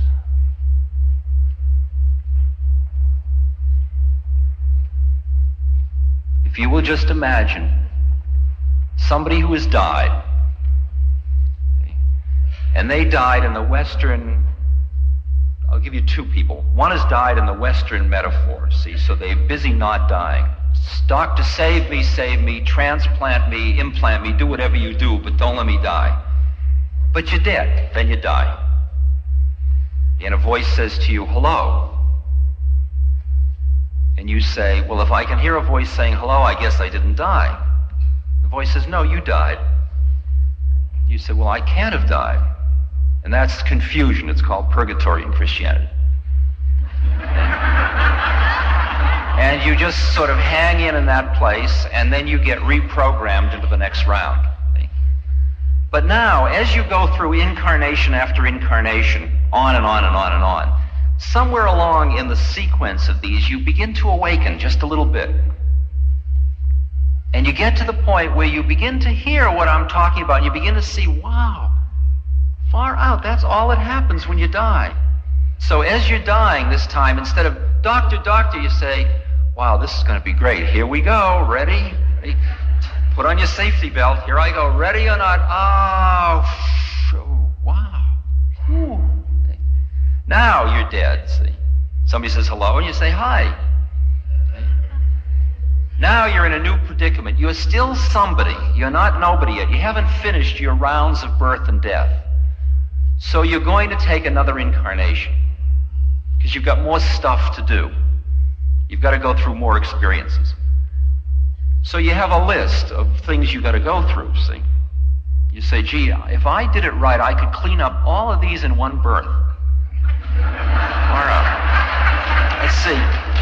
If I took birth as a child in the poorest tribe in Africa, that would be good, because I'd clean up that one. That was the one I got from being that king 50 births ago when I misused that. Then let's see, if I get raped when I'm 9, that'll be beautiful. That would take care of that one, see. And then, see, I'll get syphilis at 13. I could die at 17 and clean the whole thing up. Far out. Okay. So now you've got a problem. You're all ready to do this. You've got your plan, and you put a little sign on you saying, this is all just a scenario. This isn't reality. You put a little sign on it, and the sign says, I am somebody who wants to take this birth looking for 2 other people who need me, karmically, like I need them, And the computers whir, and all kinds of things happen, and within 1 million or 2 Earth years, something comes up.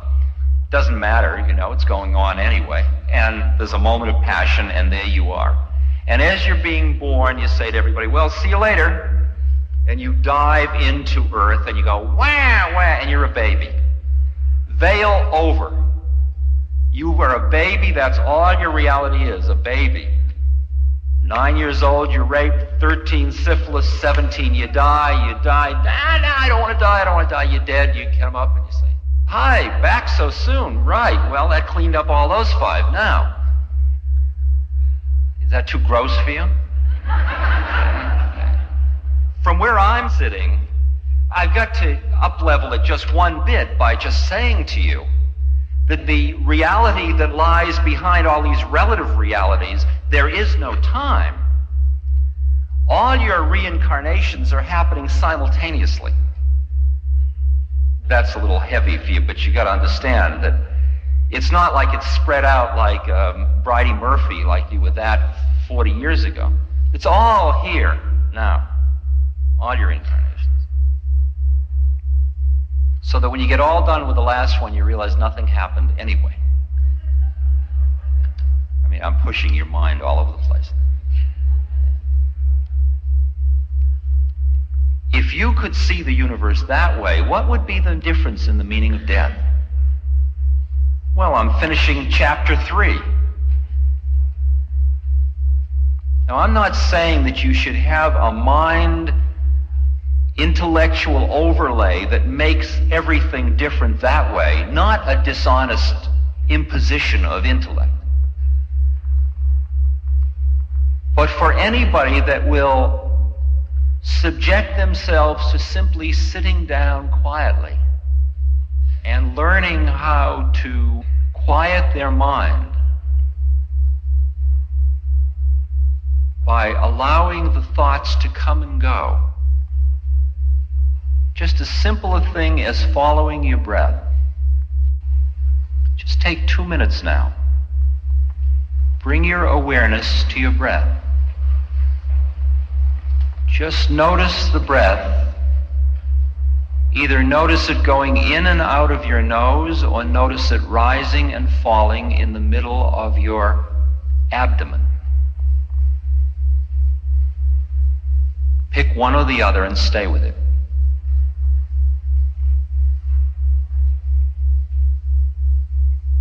Notice the breath going in. Notice the breath going out. And notice the little transition points between the in-breath and the out-breath, and the out-breath and the in-breath.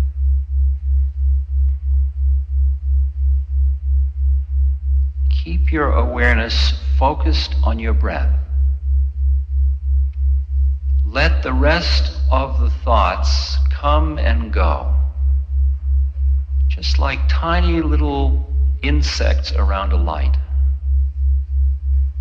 If you notice feelings in your body, notice them, and then let them go.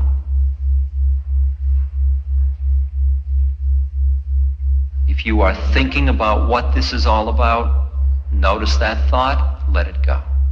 Come back to your breath.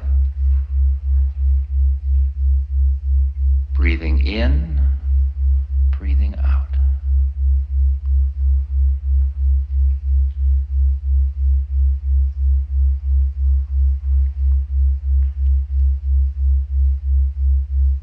Thinking about the future, remembering the past. Thoughts coming, going. Bring your awareness back to your breath.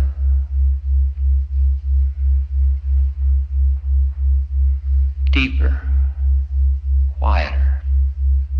Follow the breath carefully. Follow the in-breath, the moment of turning, the out-breath, the moment of turning.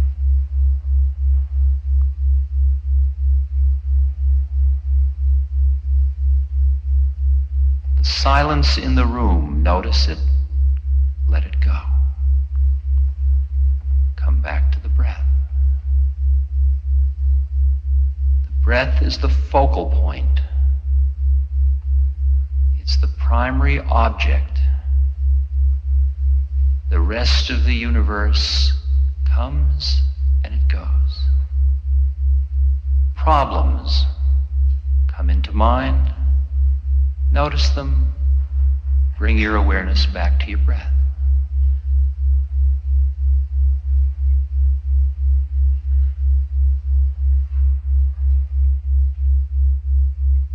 Staying right in this place now. Don't move yet. That is the first method that you use in order to begin to be aware of who you are. You can do it anywhere, anytime.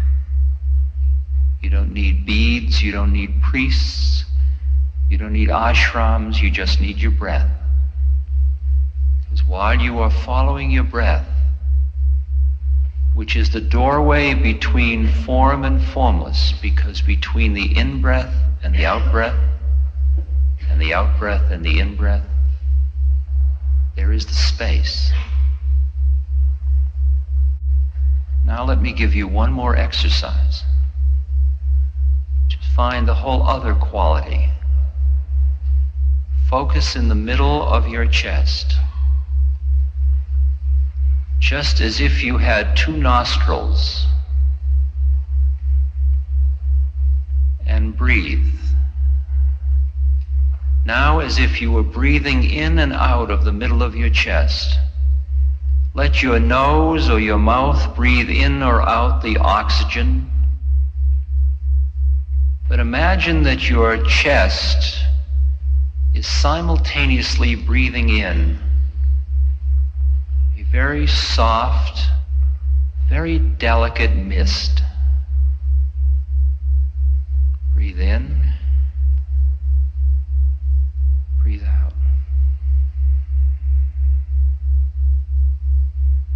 When you breathe in, let that mist pour through your body. Let it pour up into your head, to your arms, to your torso, to your legs. And when you breathe out now, breathe out all of the heaviness, all of the tightness, all of the guardedness, all of the disappointment, all of the pain.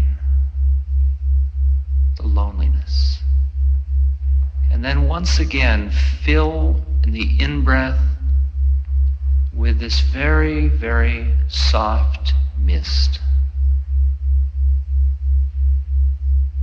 Let it wash through you just as if it were cleaning through all the tubes.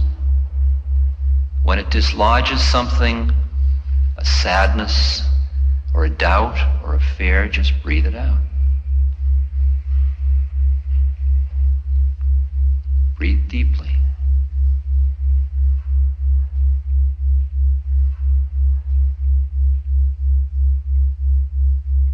And then once you feel you have loosened as much of the stuff that holds you back from knowing who you are as you can at this moment, then become like a director of energy and take in this very fine mist, fill your being with it, and then breathe it out and send it towards those beings with your thought. Send it towards those beings who suffer. Whether their suffering be physical, psychological, or spiritual.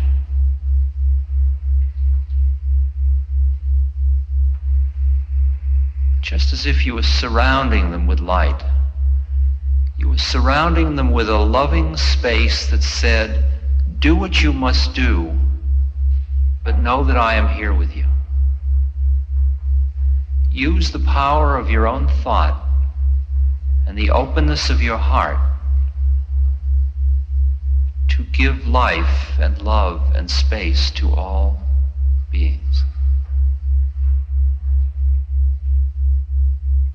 And you can get so that every in-breath is a blessing you receive. Every out-breath is a blessing you transmit.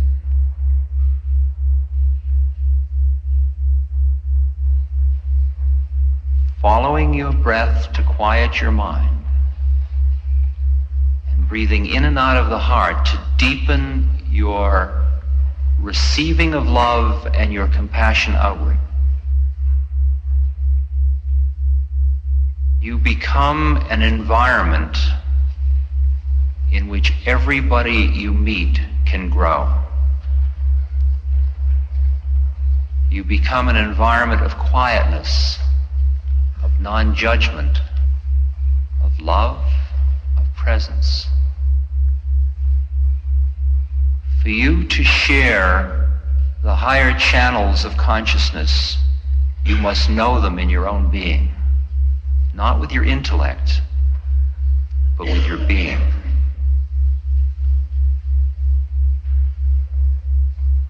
To die consciously, you must live consciously. To live consciously, you must have the courage to go inside yourself, to find out who you really are. To understand that behind all of the masks of individual differences, you are a being of beauty, of love, of awareness. When Christ said the kingdom of heaven was within, he wasn't just putting you on. When Buddha said each person is the Buddha, he was saying the same thing.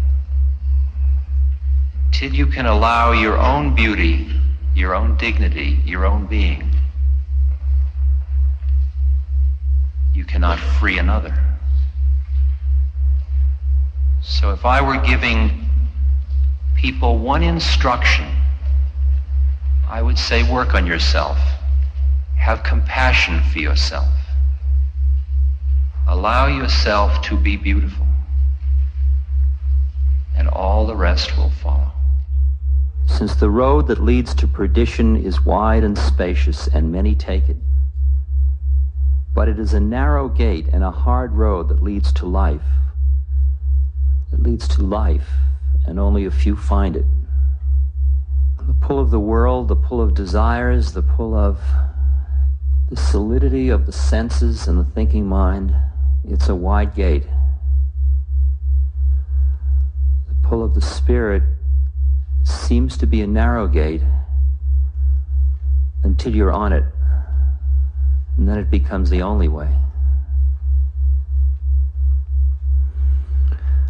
The power of the way, says the Tao, the power of the way, meaning the living spirit, will come into you when you are empty, like a valley or canyon, and therefore receptive to it. You will then be sensitive equally to good and bad as they concern you, and will be able to test everything for its worth. In the end, you will come to terms with the effortless worth that is located in the distant past. In the end, you will be like the valley which is the favorite resort of the way,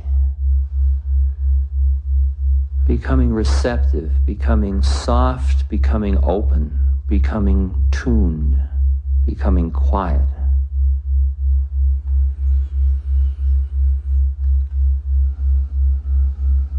And also from the Tao, the line, there are ways, but the way is uncharted.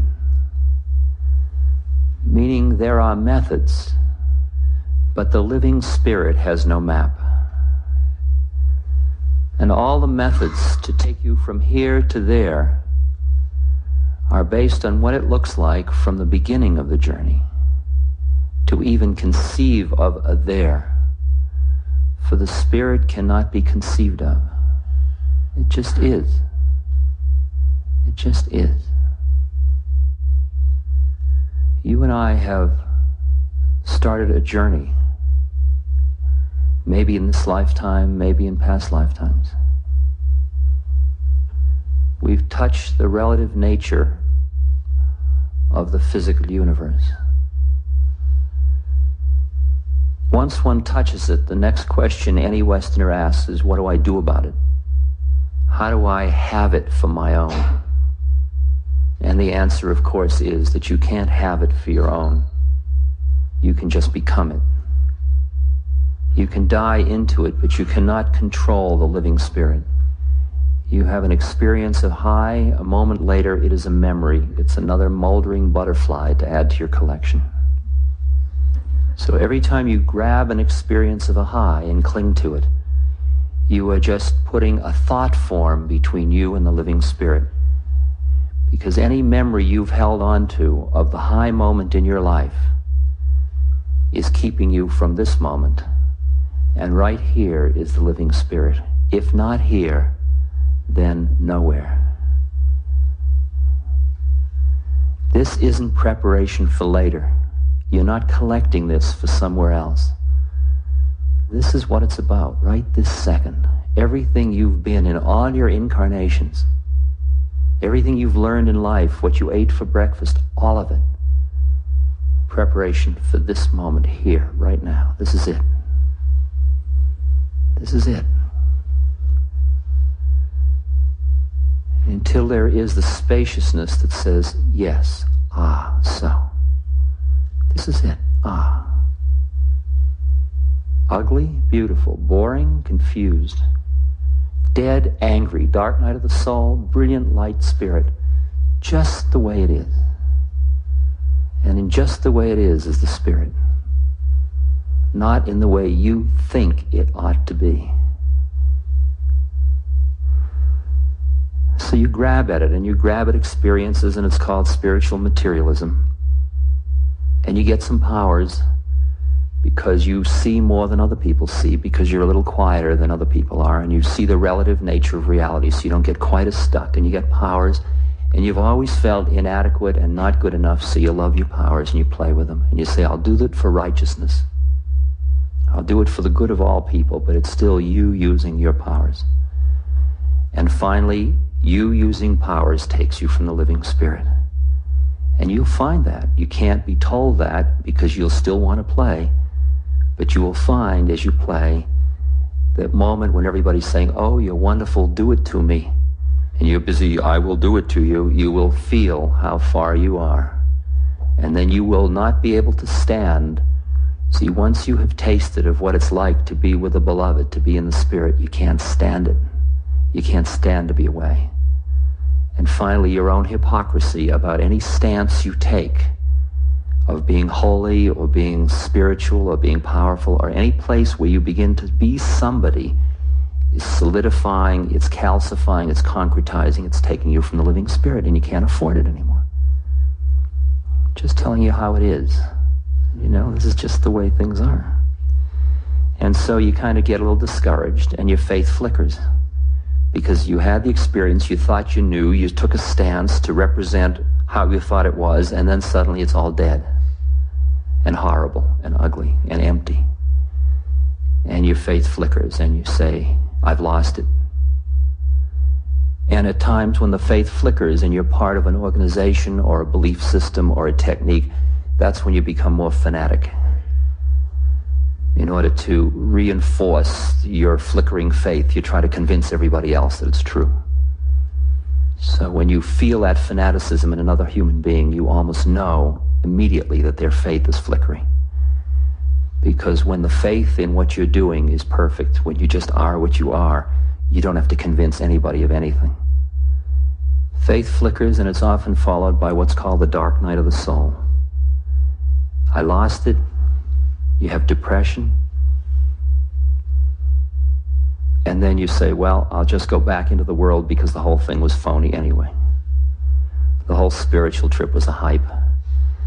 And all those people in the world that said there was nothing to it were right, because I've lost it, and I'm not going to get screwed by not having anything. At least I'll have the world. So you go back into whatever part of the world you can grab onto again. And that's called, as Krishnadas once said to me, the phony unholy as opposed to the phony holy. Because the problem is that once it's happened, you can't forget it. You might try, you might sit at a bar and drink and lust and talk about soccer and fast cars and look for rushes and trips and more rushes and trips. But you won't be able to forget, because once you've awakened, you can't get back to sleep fully. You can do pretty well. You do pretty well, but you can't do it totally. You just can't do it totally. And at this time, because you have this heightened awareness and this ability to stand back a little bit from your whole trip, you begin to explore all of the things that you've held in before, and you explore relationships, and you explore sexuality, and you call it tantra, and you sort of see what you can get and what you can enjoy, and you come back much more into enjoying. You see, the problem was that a pendulum must swing, and when you first have the experience that awakens, then you read about the spiritual models, and you hear about them, and you buy them with your mind, because the Western intellect is so leading the heart that you tend to buy how you ought to be ahead of when you're there. So you buy that I ought to be, say, a renunciate, and a horny celibate is no closer to God than a person that is acknowledging. In fact, the person that's acknowledging their lust is, from my point of view, closer to God than a horny celibate.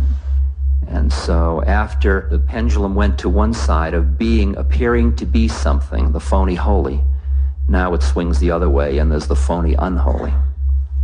Because you pushed away your fascination with the world prematurely, and you're still fascinated. You still want to know what's happening. You're still looking outside in the world for something. You're looking for love, you're looking for relationship, you're looking for stimulation, you're looking for knowledge, you're looking for a titillation. And as long as you're looking for any of that, you're pulled into the world. As long as there's anything that your eyes can tell you, or your ears can tell you, or your nose, or your tongue, or your skin can tell you, or your thinking mind can know, you're still being pulled into the world. And there's no way you can make believe that you are not and get on with it. You've got to be the incarnation you are. And the more true you are about where you are, the faster the transformation happens. That's the karma of it. I'm just describing karma. I'm not talking about will. I'm talking about karma. You know, I know lots of people who went through an awakening, joined groups, chanted, prayed, went to ashrams, and now they are scuba diving and having cars, fast cars, and just living very much in the world and looking for more and more trips and more sexual exploration with their extended marriages and so on. And I see them having to have a certain state of mind of a slight cynicism they have to hold on to be able to play that one out. But they have to play it out, and when they finish playing it out, they will be done. And you can feel that they've finished, but they don't want to give up. You try to milk it for one more rush, one more trip. Just I can get a little more out of it. I mean, it was good all those years. Why not once more?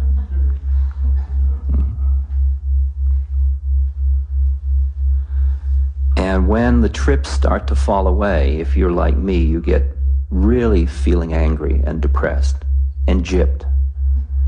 Because you look around and everybody, you see that ignorance is bliss. You see that everybody's getting fun out of bowling and you don't want to bowl anymore. And you don't have anything else. It's the dark night of the soul when you have lost the world and you're not yet tasting deeply enough of the spirit. And it's a heavy period. There are a lot of heavy periods in this journey. And comes along with all this a kind of a deeper and a deeper understanding, a wisdom, a deeper wisdom. So you're understanding sort of how it all is and why this is all happening, and that yes, the trips will fall away and it still hurts because there are still the veils of attachment, of still wanting not to die into the spirit. Because the awakening was merely the foreshadowing of the death into living spirit. It's not the death. It's just the foreshadowing of the death. I'm just describing to you the stages of dying into spirit. Because only when you are spirit is there no death and no birth. And then you are. And you become who you truly are. And it's at this point, as you understand more and you see your predicament and you're acting out all your stuff, that your understanding of the way karma works makes it almost impossible for you to continue to act in ways which exploit others or which create karma for other human beings. And it starts to temper your behavior. The commandments start to be real for you, not as things you ought to follow, which is the way you've done it all your life. I ought to be good. As if you need to have these external controls to repress the internal stuff that is not acceptable to you. And finally, all of the precepts or the commandments or whatever they are become sort of obvious to you about that's the way life has to be, because that's the way it works. It's merely a statement of how it works. Because the more karma you create, the deeper you dig your hole of suffering. It's as simple as that. And there is a point where you really want to clean up your act. And you start to look for fire of purification. And that's when it gets very interesting, because you begin to think that lurking in you was a tremendous masochist. Because suddenly you are looking towards those situations that push you, that push your buttons, press your buttons. Instead of running away as everybody else does and as you've always done, you suddenly sit right with them. And you say, boy, is it hot. In the Ramayana, in the Valmiki version of the Ramayana, when Ram, God, has finally rescued Sita, his wife, from the bad guy, Ravana, and they are together, some people start to whisper it abroad that after all, she lived with this bad guy for quite a while, and she probably wasn't true to Ram. She probably made it with him, the bad guy. And she says she doesn't, but Ram is the perfect king at this point, and he realizes that if there is dissension among his people, that that's not being the perfect king, and that he's got to do something about this. And he's confused as to what to do, and Sita says to him, look, I have been totally pure in this, but if there's any doubt, build a huge fire and I'll walk and stand in the middle of the fire. And if I've done anything wrong, I'll be burned, because impurity will get burned. And they build a fire, and she stands in the middle, and not even the tip of her sari gets burned, or of her dress. She just stands there, because gold is not affected by the fire, while all the impurities get burned away. So you begin to see that life's experiences will only be too hot for you if there is a you that's trying to protect yourself. The living spirit is not vulnerable to life's experiences. So when you are who you truly are, what fire is too hot? That's what Christ pointed out. He said, look, watch, I'll get nailed up. Far out, see? You think you're doing something to me? Call me names, laugh at me, psychological taunting. You can even kill me, go ahead. I'm not vulnerable. It isn't who I am. He was making a clear statement about what living spirit is about. And since you know the handwriting is in the wall of who you're going to become, finally the purification process just goes on and on, not in a heavy way, not in a righteous way, not in a righteous way, not in a, I've got to do this to myself and getting tight about it. Not that way at all. A very humorous, delightful, playful, soft way. The minute you get ahead of yourself, you'll be righteous. So a lot of our job is slowing down enough to let our heart come into harmony with our minds, so we don't keep getting ahead of ourselves. We don't keep getting ahead of ourselves. So you clean up your work, and the cleaning up is what goes on until the very end. And sometimes you've got a lot of psychological stuff to clean up. And it gets weird, because you're living in a world at that point where suffering is something to be avoided, and yet you are experiencing suffering as grace, and you begin to feel very strange. Because at that point, your suffering, or just the way life has been handed to you, is absolutely just the way it is. And no longer are you saying, it ought to be thus and so. You're just taking it as it comes. And at that point, your attitudes towards everything in life starts to change. Your attitudes towards pain, towards death, towards abortion, towards the end of the world, towards all of it, just keeps changing and changing and changing. Because you're looking at it from an entirely different vantage point. You are now in the world, but no longer primarily of the world. The balance has shifted in terms of your consciousness moving from outside inside. At this point, some of your forms of livelihood change, because you look for ways to earn your living in a way to be dharmic. And sometimes you stay right in the same games, but the whole quality of the game changes. And you can be a lawyer, but it's a new kind of law. You can be everything, but it's a new kind of everything. I was at a meditation retreat, and we hadn't started the retreat yet. And we could talk just those few minutes before the retreat began, and I was in one of the bunks, and he was in another bunk in the same room. And I said to this fellow, what do you do? And he said, I'm a vice president in a bank in San Francisco in charge of industrial loans. And he says, but it's an interesting story. He said, I was a vice president in a San Francisco bank in charge of industrial loans 10 years ago. And then I couldn't handle it anymore. And I dropped out, and I left my family, and I left the job, and I went off, and I took a lot of acid, and I wrote poetry, and I lived in communes. And I did that for about 8 years. And he said, then one day I was walking through San Francisco, and I met the president of the bank. And he said, gee, isn't it amazing that I've met you today? It turns out that your desk is open again, and you were the best vice president we've ever had. Would you consider coming back? And I thought, why not? So I shaved off my beard, and I got my tie and the whole thing, and got cleaned up, and I went to work. And I said, well, is it any different? He said, it's entirely different. He said, before, I used to be a vice president in charge of industrial loans. Now I'm a being that goes to this place, and I hang out with people all day long. And we're together, and the vehicle for us to be together is industrial loans. Right? So instead of hating the job because of his identification, He's now seeing it as a vehicle, and if you can think of a less appealing vehicle from the spiritual point of view, I would find it hard, because people come wanting something from you very materially. And yet in every situation is the opportunity to meet living spirit if you are looking with those eyes that see. Because every human being in some way wants to live in the spirit. That's what the whole game is about. And whether they're buying a Cadillac or trying to get a bigger rush, the rushes, if you look at what the rushes are to take you out of yourself. Whether it's sex or motorcycling or scuba diving or cooking a bouillabaisse or whatever it is, it's always to get you to that place where you get out of yourself. I just got so busy crocheting, I just forgot myself. Same space. And you work with that fine line between testing God and trusting God.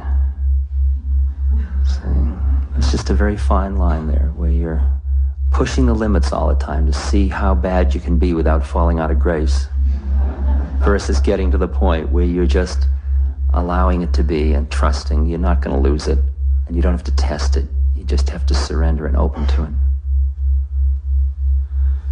And it's at this point that you begin to appreciate what it means to start to have a very clean game. And you understand what Don Juan means when he talks about being an impeccable warrior, and how you have to clean up your act so you are clean dharmically on every plane of your game. And that's what we keep hearing. I keep hearing things, I've got to clean up. I've just got to clean up this and that. And it's all just a mopping up operation, really. It's just cleaning up the sloppiness in the game. And you get so that if you say you're going to be somewhere, you're there. Personality stops being that interesting to you anymore. Protecting your own power position. And you begin to feel that if somebody else is playing a power trip on you, that's their problem. If you get caught, that's yours. So you begin to see that your job is to be impeccable without demanding that everybody else be impeccable. You don't have to say, I'll only be impeccable if you are. I'll only be on time if you're on time. I'll be on time. If you're late, that's your karma. It's okay. I'll stand and I'll sit with God for a few minutes. Do mantra. And as you get clean, but it's still not the living spirit. It's impeccable, but it's not yet the flip. It's a kind of a plateau that comes. And in the cleaning and impeccability, you begin to see what parts you have to play in your incarnation, what your responsibilities are to parents, to children, to country, to religion, to all of the reference groups of which you're a part. If you're black, or if you're Chicano, or if you're a woman or a man, or whatever reference group you have to honor that in some way. You don't identify with it. You don't get lost in it, but you have to honor it. And honor it means you have to acknowledge its existence and render unto Caesar what is Caesar's. You have to live with it all. You can't make believe it isn't. Because every time you push something under the rug, there is a karmic cost.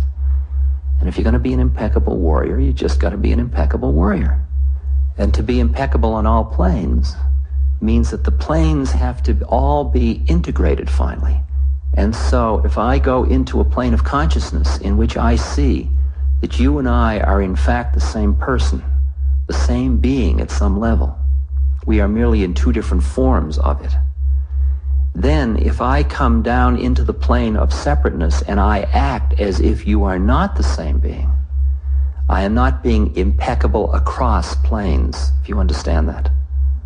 In other words, I'm impeccable here and impeccable there, but I'm not impeccable here and there at the same moment. Now, what does it mean to live here with the knowledge that you and I are one? Well, it's a fierce one, and it leads to a lot of changes in lifestyle. It leads to things like voluntary simplicity. It leads to a simplifying of life, because a lot of stuff you look at, like, for example, I'm connected with a thing called the Seva Foundation, which is concerned with blindness in the world. I know from the meetings in which this was discussed, I know that there are 60,000 people in India at this moment who are blind. It means they have to be led around. They're totally not able to be part of the workforce except in a very, very peripheral way. And their blindness could be alleviated by a 4-minute operation that would cost $5. Now, if you can imagine what it's like, just close your eyes for a second and feel what it's like to be blind.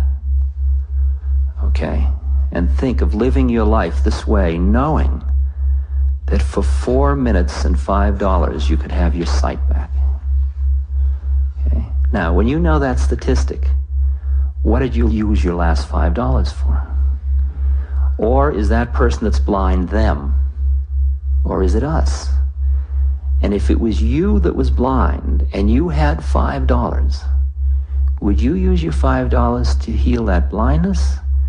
Or would you use the $5 to go to a movie? You wouldn't go to a movie if you're blind. To buy a pizza? How about to buy an extra shirt? How about to put a third of a tank of gas in your car?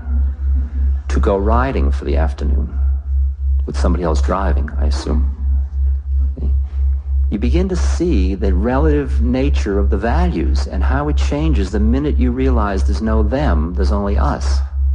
The following words of Gandhi are in large letters at the shrine area of his cremation place in Rajghat. These are cut in stone. Recall the face of the poorest and the most helpless man whom you've seen, and ask yourself if the step you contemplate is going to be of any use to him. Will he be able to gain anything by it? Will it restore him to control over his own life and destiny? That's a hard one.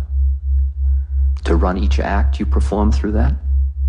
And if it's done from the wrong level, it's righteous. And if it's righteous, there is anger because you feel you're losing something. And if there is anger, you're ultimately hurting that man even as you're helping him.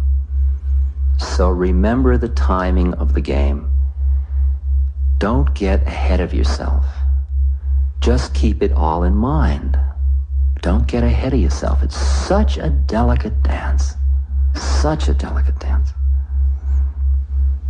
But at the point where you begin to have the wisdom to see all these planes and realize that there is no way to stand when you're just open to not standing anywhere, every act you perform is Taoist, is in the Dharma. It comes out of the totality of your inner being, because each of us has to find the way we will manifest. You can't manifest the way I manifest. You can't mimic or imitate another human being. You've got to hear what your unique position is. There are people that are at a moment in history where they are just at a place where they have an opportunity to play a part, like Lincoln played in relation to slavery. And Maharaji said, you know, Lincoln was a great president. And I said, yes, Maharaji, he was. And he said, because he knew that Christ was president. He was only acting president. Okay. Are you a mother? God is the mother. You are only acting mother. Do you have money? It's God's money. I'm only the treasurer of the corporation. It's a whole other sense of identity about your relationship to the forms of the universe. To be impeccable begins to appreciate your identities in your family, in your country, to all humanity, to the cosmos, to the earth, and so on. It was a time when Mahatma Gandhi was the senior advisor to the Congress Party in India, and the English had become very oppressive, extremely oppressive to the Indians. And the Indians finally realized they just had to get rid of the British. Here were the British, the most powerful nation in the world. And they came to Gandhi, the Congress Party came to Gandhi, and they said, would you help us? What do you suggest we do? And he said, I don't know. He said, I'll have to meditate on it. And he went into meditation, and after a week they came and they said, well, Mahatmaji, what do we do? And he said, I don't know. I'm still meditating on it. And a month and a half later, they were all totally furious because politicians want to have an action to take. And he kept stalling and stalling, saying, I haven't heard it yet. And finally he came out and he said, I heard it. And he just started walking towards the ocean. The British had imposed a tax on the Indian people, a salt tax, which meant that they had to buy salt from a British company, even though salt was readily available in India. And each Indian family had to spend up to 2 weeks of their income for salt a year, because it's a hot country and they needed the salt. And Mahatma Gandhi just started marching with his followers, about 70 people, towards the ocean, and pretty soon more and more people joined them, and people were lining the path, and he just went there, and he finally got to the ocean, and he went in and he took his bath, purification in the mother in the ocean, and then he came back up and he walked up on the shore, and he reached down and he picked up a handful of salt, which God had deposited on the ocean edge. But he was mining his own salt. He was breaking the British law. And that one act of picking up a handful of salt, within a month, 60,000 Indians had been imprisoned for mining their own salt. And that single act was the major turning point in breaking the back of the British. The most powerful country in the world, one scrawny old man went and reached down and picked up one handful of salt. And his statement is important, I think, for us. He said about that act, he said, there comes a time when an individual becomes irresistible and his or her action becomes all-pervasive in its effect. This comes when the person reduces himself or herself to zero. He wasn't doing the act. The act was merely being done through him. Whole interesting space. Because he knew Christ was president. He was only acting president. That's the zero part of it. And Gandhi also said, God demands nothing less than complete self-surrender as the price for the only real freedom that is worth having. And when a person thus loses self, that person immediately finds self in the service of all that lives. Such service becomes his delight and recreation or recreation. He is a new man, or she is a new woman, never weary of spending himself or herself in the service of God's creation, which is the statement, not my, but thy will, O Lord. And how that manifests into daily life. I went through a period where I felt that my work was to just quiet my mind and open my heart. And I took courses, and I spent time in India, and I meditated. And then I felt I could hear Maharaji saying, Maharaji used to say to me, Ramdas, you shouldn't be with people very much. You should be alone. You should take your food alone. You should eat alone. You should be alone. So I went back to the hotel after he said that, and I put a sign up in my door, do not disturb, and I stayed in my room. And 2 days later, a couple that was with us had a fight during the night. The next morning they were with Maharaji, and Maharaji said, you were fighting? And they said, yes. And when were you fighting? During the night. Well, did you go to Ramdas? No, he had a sign, do not disturb. You didn't go to Ramdas? He wasn't there for you? And he looked at me with disgust. And I was about to say to him, but Maharaji, you said I'm supposed to be alone. And in those conflicting messages is the message. Because at first, you have to be alone by pulling back from people. And you do it, and then you pull back, and then you hear Maharaji saying, serve people, feed people, so you come out. And then you get stuck in the being with people, and you pull back. But you understand what the game is. Finally, the game is to be with people and yet always be alone. You always sit, you always rest in your own being. Maharaji said your only friend is God. And you ultimately stop looking for it all out in the world because you're just busy being it. You just are it. Then you're ready to do what needs to be done. Your body and your mind and your heart become merely instruments of the process. For a long time in the 60s, there was a great schism or schism between the social action people and the spiritual people. And you either joined Hare Krishna or you went and fought the Chicago police.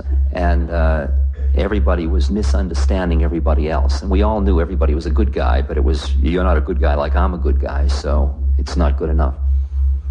And then over the years, our compassion deepened a little bit. And we began to hear each other much better, because we were busy denying another part of ourselves. And a lot of the people that were in the political activist group realized that as long as they were acting out of anger to change something, out of the anger of the injustice, they were perpetuating the anger. That an angry person lives in an angry world. And that somehow they had to be able to make a strong statement of opposition to another human being and yet have love in their hearts for that other being at the same moment. And they realized that, they understood it, and they started to work on themselves. And on the other side of the coin, those of us that were busy finding ourselves quiet and peaceful, but realized we hadn't honored our incarnation, and we had to take part in the play of the world more and more. And I found myself about a year ago at the Rocky Flats nuclear plant protesting with a group of people, and I participated in the writing of a statement. We all went to Rocky Flats and just sat in meditation right in the middle of the protest.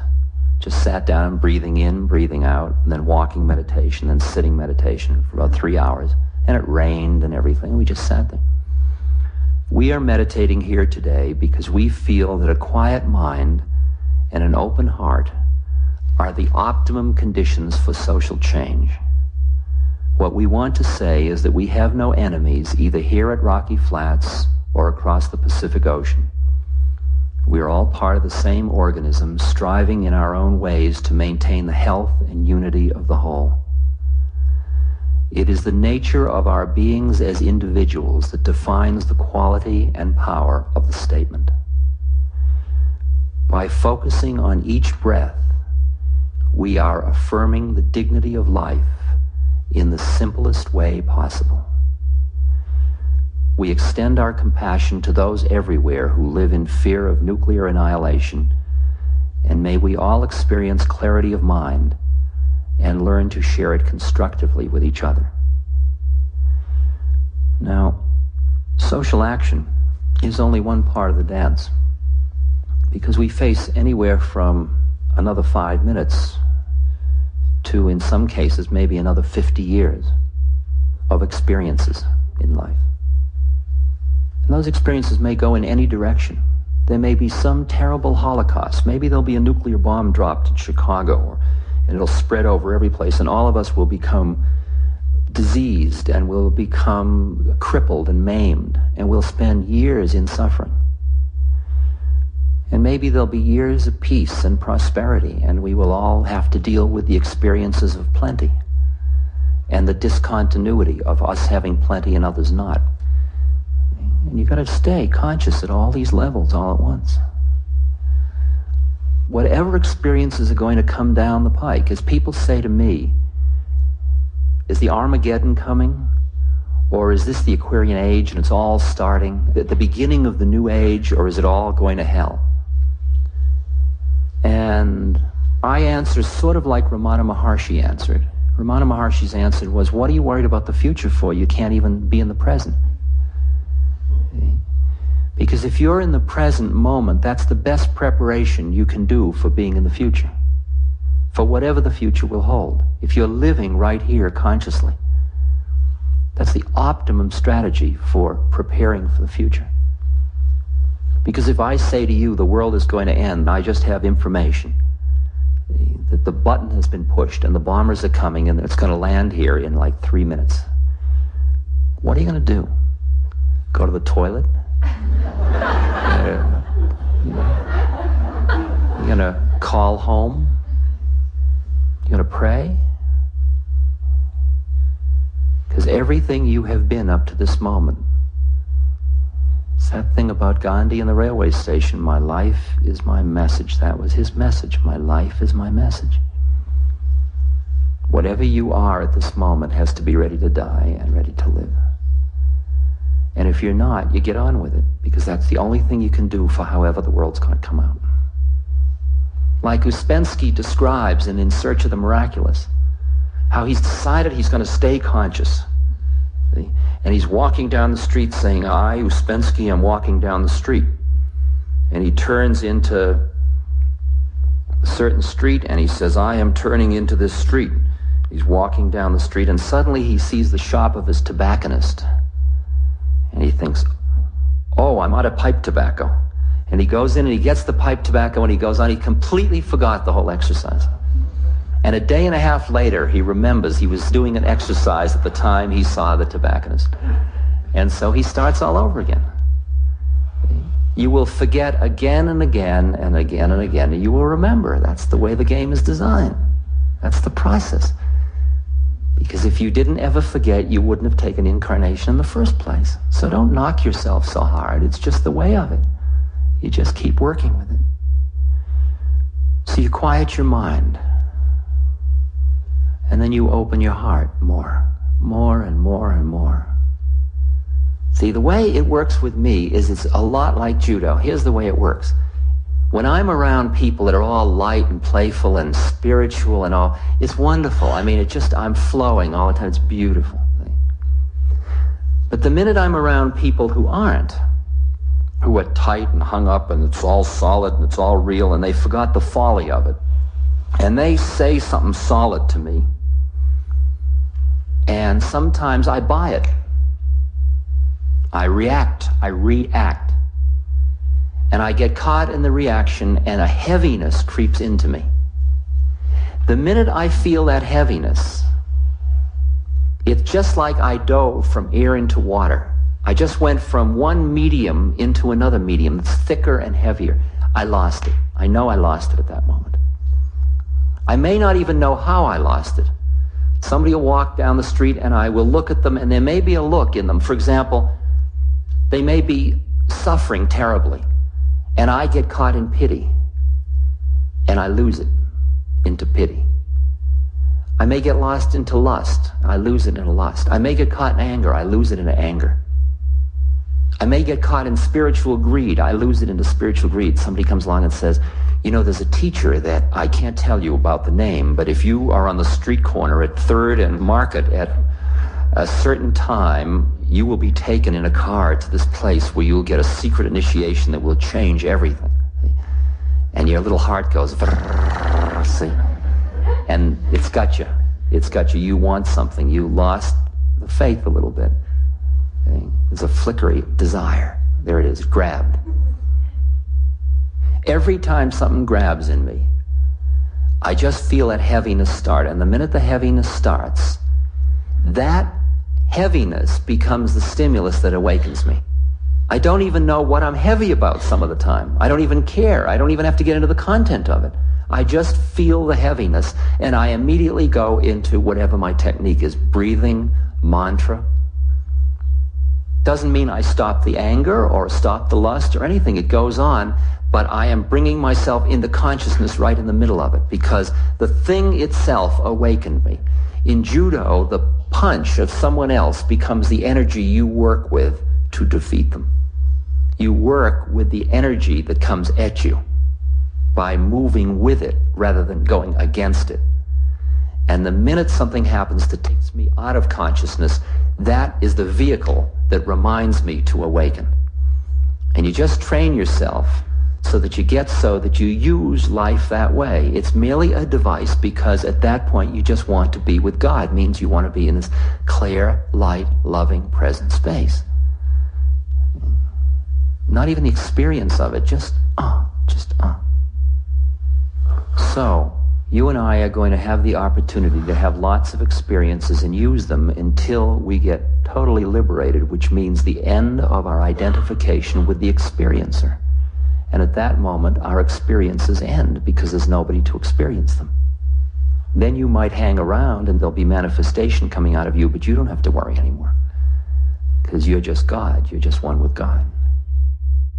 One of the sticking points in the spiritual journey is the relation about getting high and being free. For me, in 1974 or 5, I really fully realized my predicament. I had now been on the journey for about 15 years.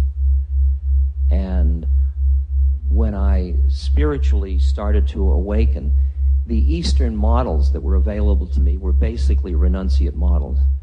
They were basically rooted in the assumption that the desire systems on the physical, psychological plane were so powerful and one was addicted to them so strongly that the only way to start to tune to these quieter, deeper other planes of consciousness was to remove oneself from the environments in which the worldly desire systems were operative. So therefore, if you could go into a cave or go to an ashram, and in the ashram there was celibacy, and there was lack of spicy foods, and there was lack of social interplay, and there were no advertising things, and you didn't read the newspapers, and you didn't listen to the radio, and you just pulled yourself back from the kind of panoply of worldly desires in order to quiet down enough to hear these other planes of consciousness. And you get incredibly high under those conditions.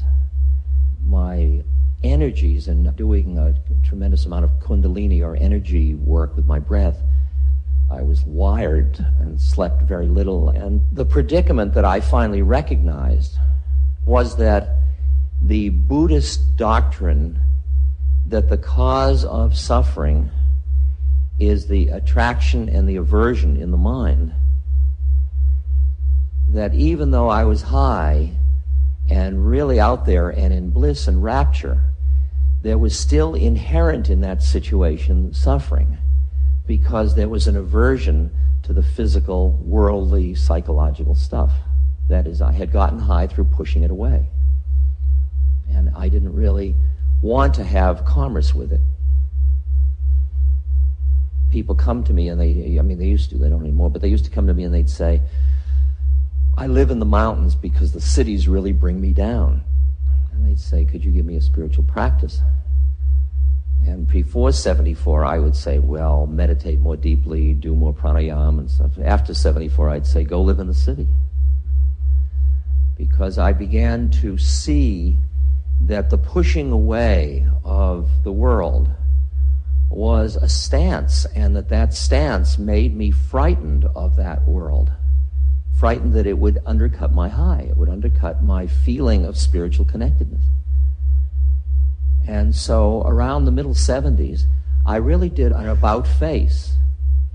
And later, much later, when I met my disembodied friend Emmanuel, and I said to Emmanuel, through the woman who is the channel for him, I said, Emmanuel, what am I doing on this plane? Who made this error? I mean, why am I in the world? I'm much too pure for this. And he said, Ramdas, he said, you're in school. Why don't you try taking the curriculum? The reason I bring him up is because that way of stating it was extremely useful to me. Because I began to look at my life situation as a curriculum that was designed in order to help me awaken and become free. Now, the predicament with coming back and facing the world is that when you have opened a lot spiritually and then turn and look at the world, what you are aware of is the absolute immensity of the suffering that is inherent in existing in form. And for most of us, the way we deal in our daily lives with the suffering that exists in the world, the fact that there are so many billions of people at this moment whose stomachs lack proper food and nourishment, who are hungry. I mean, how do do we deal with it? We're sitting here and we're dealing with our brothers and sisters who are starving. And some of us have money in the bank, and these people are still starving. And we are part of a web of a situation that is creating suffering. We can say, oh, they did it to themselves, but we know that that's fraudulent. That's not the way it is. We're part of conditions that have suffering inherent within them. Now, most of us deal with that through devices of denial, through turning away, through hardening. What we do is we armor our hearts. We veil our hearts with our minds. We have rationalizations. Well, I can't do anything about it, or I gave at the office, or whatever we do, to give ourselves the feeling we can go on in the presence of this suffering and function. And very few of us fully appreciate the cost of that. The cost of that kind of armoring of the heart. Because you and I as entities, just like our intellects are fed by ideas, our spirit or intuitive heart is fed by a boundless interaction with that which is around us, where there are no boundaries. You could call it love, you could call it presence, you could call it isness. There are a lot of words. They don't describe, they just point at it. But you can tell, you know yourself, that when you love something, when you love a rose, or you love another person, or you love a beauty, or you know how it feeds you, the way in which love feeds you. And it feeds each other in a loving relationship. And so you can say, I can love her or him, but I can't love them because I can't afford to, because that's too much suffering for me. The cost of doing that veiling means that you protect your heart, and it feels protected and less vulnerable, but it is also very deadened in the process. There's no longer the kind of living spiritual interchange of energy that comes from being in love in the universe. And I think most people go around running on about 1 or 2 cylinders out of their 8 or something. And they have cut themselves off, and the veil of the heart is the mind. And they have veiled themselves with thought, which makes them feel safe, but also cuts down the juice, the feeding of the spirit. And I don't know how to say, the feeding of the spirit isn't quite the right term, but you have a sense of what I'm trying to talk about. But it seems very difficult to conceive of how you would deal with the immensity of the suffering without closing down your heart. How could you bear it? How can you bear what is unbearable? I mean, the immensity of the suffering, and you don't have to go to the poor. You can look at the rich. Look at the lines in their faces. Look at the tension. Look at the panic. Look at the people that are involved in any of the economic systems of the world at the moment. Look at the fear that is generated by the instability of these systems, and you will see tremendous suffering everywhere. And you'll see people buying things to make themselves happy and then not being happy with the thing they bought, and that's forms of suffering. Getting what they wanted is a suffering. Isn't it funny? Getting old is suffering because it's all changing and your body is getting ill and failing, and that's all suffering. Dying is suffering. These are all can be sufferings. We're going to talk about that in a minute. So that the issue is, how do you respond to the immensity of the suffering around you in a way that doesn't close you down? In which you don't have to use your mind in order to protect your heart. That seems to me to be the issue that I find at the root of why people find the world scary. Because they will get overwhelmed by the suffering around them, their own and everybody else's. In the United States now, in any major city, in Los Angeles or New York or San Francisco, you are constantly, when you're walking through the main part of town, walking over homeless people. You're used to it in India. If you live in Calcutta, half the population's living like that.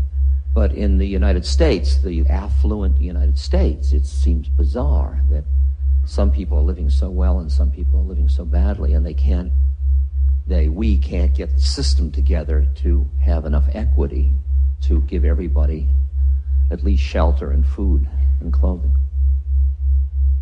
And if you look at the faces of the people that are walking by, the homeless people who are begging, you can see the cost of the turned offness. You can just see it. You can just see it. Now, to get to the answer to how I deal with this, because I'll tell you in advance that I deal with this by cultivating more than one plane of consciousness. That is, that through the practices and the metaphysical study and the kind of experiences in these other realms of consciousness, when I come into a perceptual vantage point in which I look at a leaf or a drop of water or stars, planets, and I see the extraordinarily exquisite and awesome nature of the lawful relationships of phenomena, one to another. And I can find that law, different kinds of laws, but the same law, the same Tao, the same way of things. I can find that in music. I can find it in genetics, in chemistry. I can find it in each field that I attend to. And one can't help but be filled with awe at the magnificence of the way it all works. And then one realizes within that the way it all works includes suffering. And you can say, well, it's all perfect except for the suffering. If it weren't for suffering, everything would be perfect. But when you look at the way in which the formless comes into form, it starts out with two. It starts out with positive and negative energy. If you don't have positive and negative charge, you don't start manifestation in form. It starts out with dark and light. If you don't have dark and light, you don't have discrimination in form. Then you've got good and evil. You've got all the polarities. The minute you open the door to polarity, the minute you go from 1 to 2, you open to all the polarities. And the universe of matter, of form, of all form, is rooted in 2. Before 2, there's 1, and with 1, there's no manifestation. And then I say, and this is partly rationalization, it's partly my intellect playing, that the people like my guru and the mystics that I've come in contact with, who I know are wide open to what is in the world, look at suffering differently than I look at it. And I see that my perception is defined by my identification with me as a physical, psychological entity. That colors what I'm able to see of the mystery of the universe. And that coloring awakens in me empathy and generates in me fear when I am in the presence of so much suffering. And I see that when I read the words of the masters, spiritual masters, when I plumb the depths of mysticism as best as my light will allow, there are moments when I feel that the mystery has an inherent wisdom in it that my rational, linear, analytic mind cannot understand, cannot grok, it cannot handle it, because my intellectual, analytic, judging, rational mind is a subsystem within a metasystem. And those of you that understand logic know that a subsystem cannot subsume a metasystem under it. So I am faced with the predicament that the tool that I have developed, which is my analytic mind, is inadequate to the task of understanding the nature of suffering. And all I can end up doing with my mind is judging it and judging God and saying, somehow somebody screwed up badly. Instead of saying, maybe I don't understand. So you can hear that that's partly rationalization of the mind, but it's rooted in something very deep that is very true in my being. When I was in India in 1971, second time I was there was tremendous devastation in Bangladesh. And I had a Volkswagen microbus. And I wanted to use it as an ambulance and go over and help. And it turned out, had I gone, it wouldn't have worked. I mean, there were miles of cars and nothing happened and the gas ran out and everything. But at the time, I was so upset about the plight of these people that I was distraught. And I went to my guru to get his blessings to go with my car to do this. And he wouldn't stop me. I mean, he wouldn't do anything. He said, of course, if you desire, do what you want. But then he was quiet for a minute. He said, Ram Dass, don't you see it's all perfect? And I remember, here I love this man so deeply, but I remember feeling as if this was an obscenity. That he had just said something obscene to me. How could he say that children starving to death was perfect? How could he say it? How could he even conceive of it? Now, he wasn't saying that it didn't stink. He wasn't saying it wasn't awful. And he was a person of incredible compassion that I knew. I've watched him cry many times. He fed everybody he could. He did what he could all the time. What he was saying is, Ram Dass, you've lost your balance. You're out of balance. And the balance is the balance of planes of consciousness. The balance is getting so obsessed with the suffering that you end up railing against the unknown organization of it all, even though your mind can't understand it. It's like saying, I assume the mystery is a failure. But you don't know that. It's a mystery. Now, I could see immediately that one could use, oh, it's all perfect, like it's all karma, as a rationalization for not acting. And we're not talking about the cheap cop-out. That is not what we're dealing with here. We're dealing with where one can stand in one's awareness that allows one to be in the presence of what is in the universe without closing the heart. Because if you close or armor the heart in order to be in the universe, you have become a crippled instrument for the healing of the universe. So the exercise is, how do you keep your heart open in hell, basically? Because it is a hell of suffering, if you look at it that way. Now, part of it has to do with the fear of the vulnerability of the breaking heart. My heart will break. My heart is breaking. Remember, I wrote a letter to a couple whose daughter had just, with her girlfriend, had gone to play tennis, her 11-year-old daughter, and had been raped and murdered. And I just couldn't conceive of the anguish and pain that these parents were feeling of. And yet I had to write a letter. I had to do something because they were people that were connected. And I said, there's very little I could say that would deal with your anguish.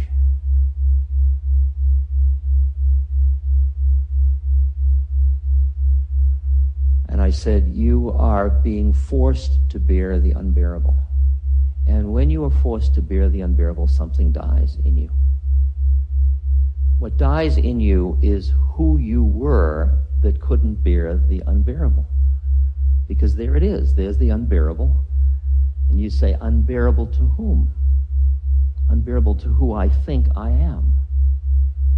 And in order to preserve who I think I am, you armor yourself against the unbearable. You're bearing the unbearable That is the root of the deepest compassion in the world. That's where compassion comes from. You're being turned into an instrument of compassion. It's a very fierce lesson. And neither I nor your daughter would give it to you, but there it is. That's the legacy. That's what you're getting from this. And if you individually look at your own suffering in this life, whatever kind of sufferings you had, sufferings of isolation, of inadequacy, of failure, of loss, of grief, they've hurt like hell. If you've been open, your heart is broken. But here you are. Here you are. And some of you, I am sure, can see the way in which that suffering burned deep into you and created in you a different quality of your own being. And it's very hard to imagine a system, a curriculum that is designed in which Suffering 102 is part of the coursework for becoming a full human being. Now, as I said, there's a tremendous fear of the vulnerability to your human heart. I can't bear it. I've got to look away. Many of us had the experience when we were, some of us still are, but very young, of having our first love affairs, our first intense attachments, and having them go awry, and having our hearts broken, and thinking, I'll never open my heart again. It's too painful. A few didn't, but most of us, after a while, after we grieved for our loss, something turned and we were ready again to start again. And many of us have opened our hearts many times and had them broken many times, and we keep growing and growing and growing and growing. And instead of looking at that as the failures of life and the pathology, to look at it as the process of life, just that little flip of consciousness, as the process of your life. I look back on the sufferings of my life, and I may be really weird, but I see them now as gifts. I wouldn't have asked for them in a second. I hated them while I was having them. I protested as loudly as I could. But they happened anyway. And now, in retrospect, as I look back, I now see the way in which they deepened my being immeasurably. Now, there's an interesting distinction that's important to make here. In the noble truths that the Buddha enunciated, he talks about suffering being inherent in the way of things, and then he talks about the end of suffering. And he points out that the cause of the suffering of an individual has to do with the way in which their mind responds to phenomena. The example I usually use: when I was young, I had hair. And then I started to lose it. And I was still, in my mind, somebody who had hair. So I let it grow long, and I wrapped it around my head so I could be someone with hair. And then I always was aware of the way the wind was blowing. And I was suffering. I was suffering because my mind was holding on to a model of who I was that I wasn't any longer. And finally, I let go. And I just decided that I am. I was invited to give an address at Saks Fifth Avenue, which is a very Tony department store in Beverly Hills, California. And I was speaking on behalf of La Prairie Cosmetics, which prepares a cream for aging, to avoid aging. Okay, it's a very fancy cream, and they have a sanitarium in Switzerland where you can be repumped and rebuilt and revitalized and toned up, and you can be eternally young, dead or alive. So my friends all said, well, you certainly aren't going to do this. I mean, you don't believe in these kinds of creams. I mean, you think aging should be, but they were offering me $12,000 for basically a 15-minute slot. Now, I don't sell out. I mean, it's not that kind of look, but I raise money for the Seva Foundation, which does cataract surgery among the poor in Nepal and India. And a surgery that gives somebody back their sight and thus their working capacity in their life costs, well, it's been going up, but it's about $35, $40 now.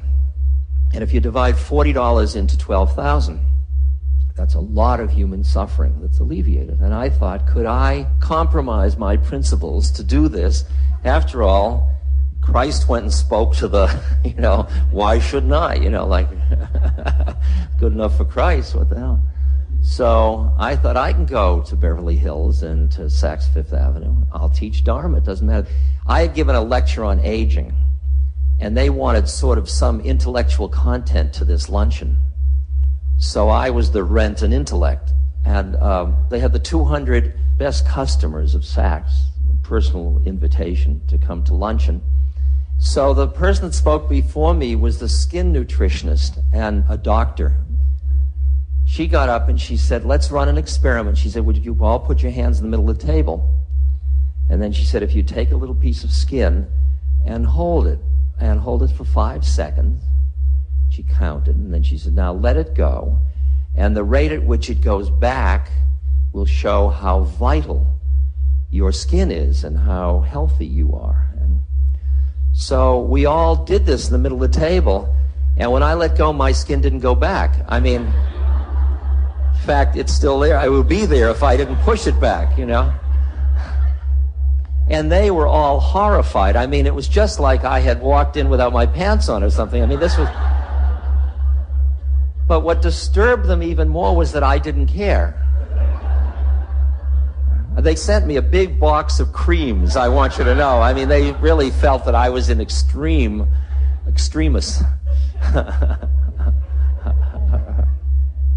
But I began to see, again, so much suffering, because the thing about aging is that it, like everything else in nature, is sort of built into the system. And when you pitch yourself against the system, the nature of things, you'd think somebody would be smart enough to see that inherent in that would be suffering. To put yourself against the way in which it all unfolds. I mean, this body is decaying. I can watch it decay. I took care of my father when he was dying at 90, and now I can see in my hands the beginning of those hands that I knew holding his hand as he was dying. I can see the loose skin and the veins and the spots and the... Oh, God, it's so beautiful. Instead of, aging. Now, the culture, the dysfunctional mythology around aging is one of the creators of so much suffering and the undermining of such a deep resource of wisdom in the world, the way in which we deal with aging. So the suffering, as the Buddha pointed out, is connected to the way the mind holds on to certain things that are disparate from the way something is. Now, knowing that, to really understand the Buddha's Four Noble Truths, the appreciation of that makes you finally realize that every experience you have of suffering, you don't ask for it, but the ones that just naturally come, you can immediately begin, if I am suffering, where can I look to alleviate my suffering? Well, if I'm suffering because I'm hungry, I can eat. One of the places I must look is how my mind is defining the reality to create the suffering. Like, pain is pain. Suffering is something else. You can have a pain and not suffer, or you can have a pain and suffer. Pain is strong stimulation, is what it is. I like to go to the dentist and say, I don't want any Novocaine. And he's drilling, and I'm going, ah! He says, is it painful? I say, yes. He says, you want Novocaine? No. I mean, I'm a nut, but I'm attempting to take the pain and play with it to see what my tolerance is before it becomes suffering. because pain is just pain, whether I make it into suffering or not. And I really realized when I was in the villages of India, I was living with people that were living so far below the poverty level of the United States. They were living with so little, and when I looked in their hearts and in their eyes and in their beings, they were suffering a hell of a lot less than the middle class was in America. So understanding the way the mind relates to the nature of suffering leads one to take one's own sufferings and see them as an opportunity to examine the way the mind clings. The way the mind clings. The whole process of getting old and feeble and dependent.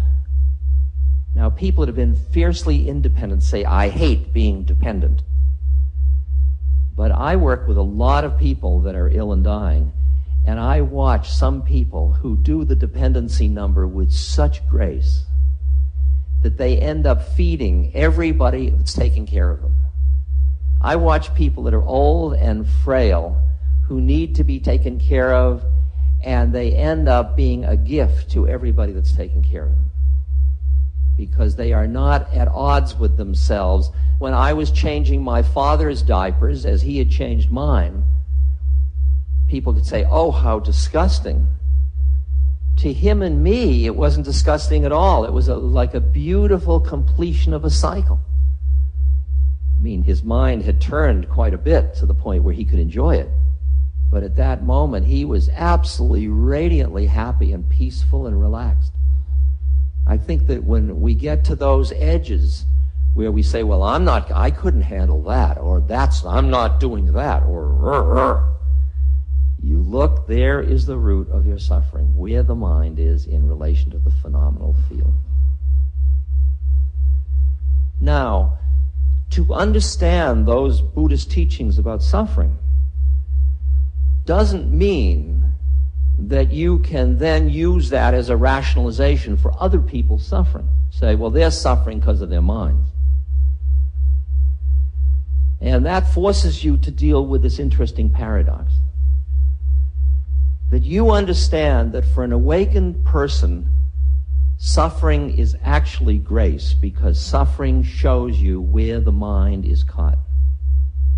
And in that sense, it is an extremely useful gift. But you can't go up to somebody who's suffering and say, it's a useful gift. You really don't have any moral right to lay it on another person, even though it is the root cause of suffering. It wouldn't work anyway. And this is a really interesting one. It was really hard for me to recognize that you don't have a moral right to try to take away somebody else's suffering. What you can be is an environment that is spacious enough where they can let go of their suffering if they're ready. But it is not your right. If they say, I am suffering and what I need is a new car, and you say, that won't satisfy you.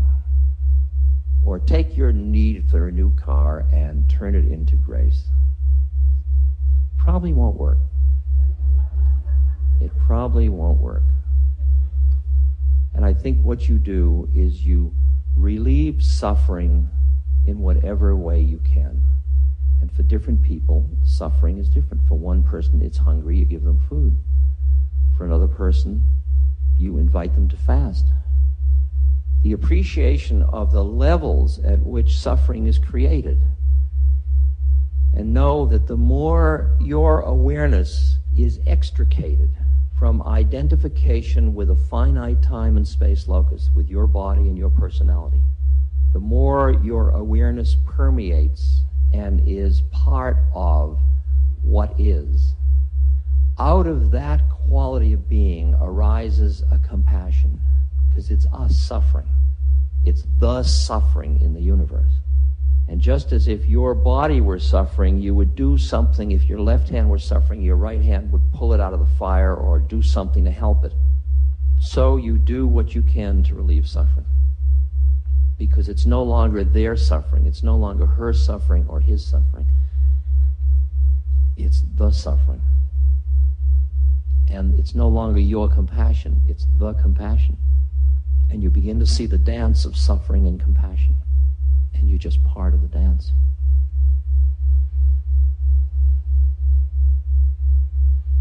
So, what you can develop through the awareness that expands to embrace the mystery of the universe, that expands to allow for the mystery of the universe, and allows for the appreciation of the beauty and awe of the law of the universe. Those planes of consciousness balance and give perspective to the plane of consciousness in which you are a separate entity, in which your individual heart is breaking when you look at the suffering. It gives you a perspective that allows your heart to break again and again and again and again.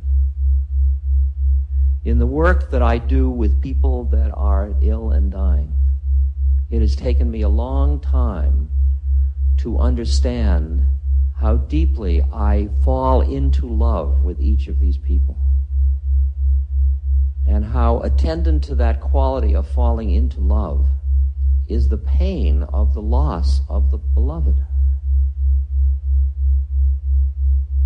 And while there is the pain of the loss of the beloved, there is also the quality of being with that being independent of loss. It's, I'll miss your form, but our essences are here. Where are we going to go? So I don't have a formula to keep your heart from breaking. I have a formula to keep you from getting so caught in your broken heart that you turn bitter, cynical, and close yourself down from life. Because I think the art form is to stay wide open and vulnerable in life, and sit with the mystery and with the awe and with the pain. Sit with it all. Just read the newspaper. You want suffering? Just read the newspaper and watch what happens to your heart with each item. Rwanda, Bosnia, rape, theft, exploitation, etc. Just watch. To read a paper meditatively is a really interesting experience. To find a spaciousness and then read the newspaper as these phenomena arising that are part of the human condition. What the human condition is at the moment has in it greed, it has lust, it has fear, it has anger, it has violence, it has all of that stuff in it. It also has beauty, tenderness, care, joy, play. I'll tell you, if you think you can be happy by denying the pain and sadness in the world, I'll tell you that isn't true happiness. The cost of armoring your heart against what is more costly than you may appreciate. I've found that in that wonderful catchphrase, "Be here now," which I've been growing into for the last 30 years, since that here now has within it a richness that is enough. And when somebody says to me, "Ram Dass, are you happy?" People come up and say, "Are you happy?" And I stop and think about it, look inside. I mean, every time a question comes, a good chance to really ask it. Say, "Yeah, I'm happy." Somebody else comes up and says, "Ram Dass, are you sad?" Think about it. "Yeah, I'm sad." "Ram Dass, are you hopeful?" "Yeah, I'm hopeful." "Ram Dass, is it hopeless?" "Yep, it's hopeless." It's extraordinary. I mean, I realized in just honestly answering these questions that all of the stuff was present. Now imagine what thickness there is to a moment in time that has everything present. This moment has in it the people in Rwanda. It doesn't not have them here.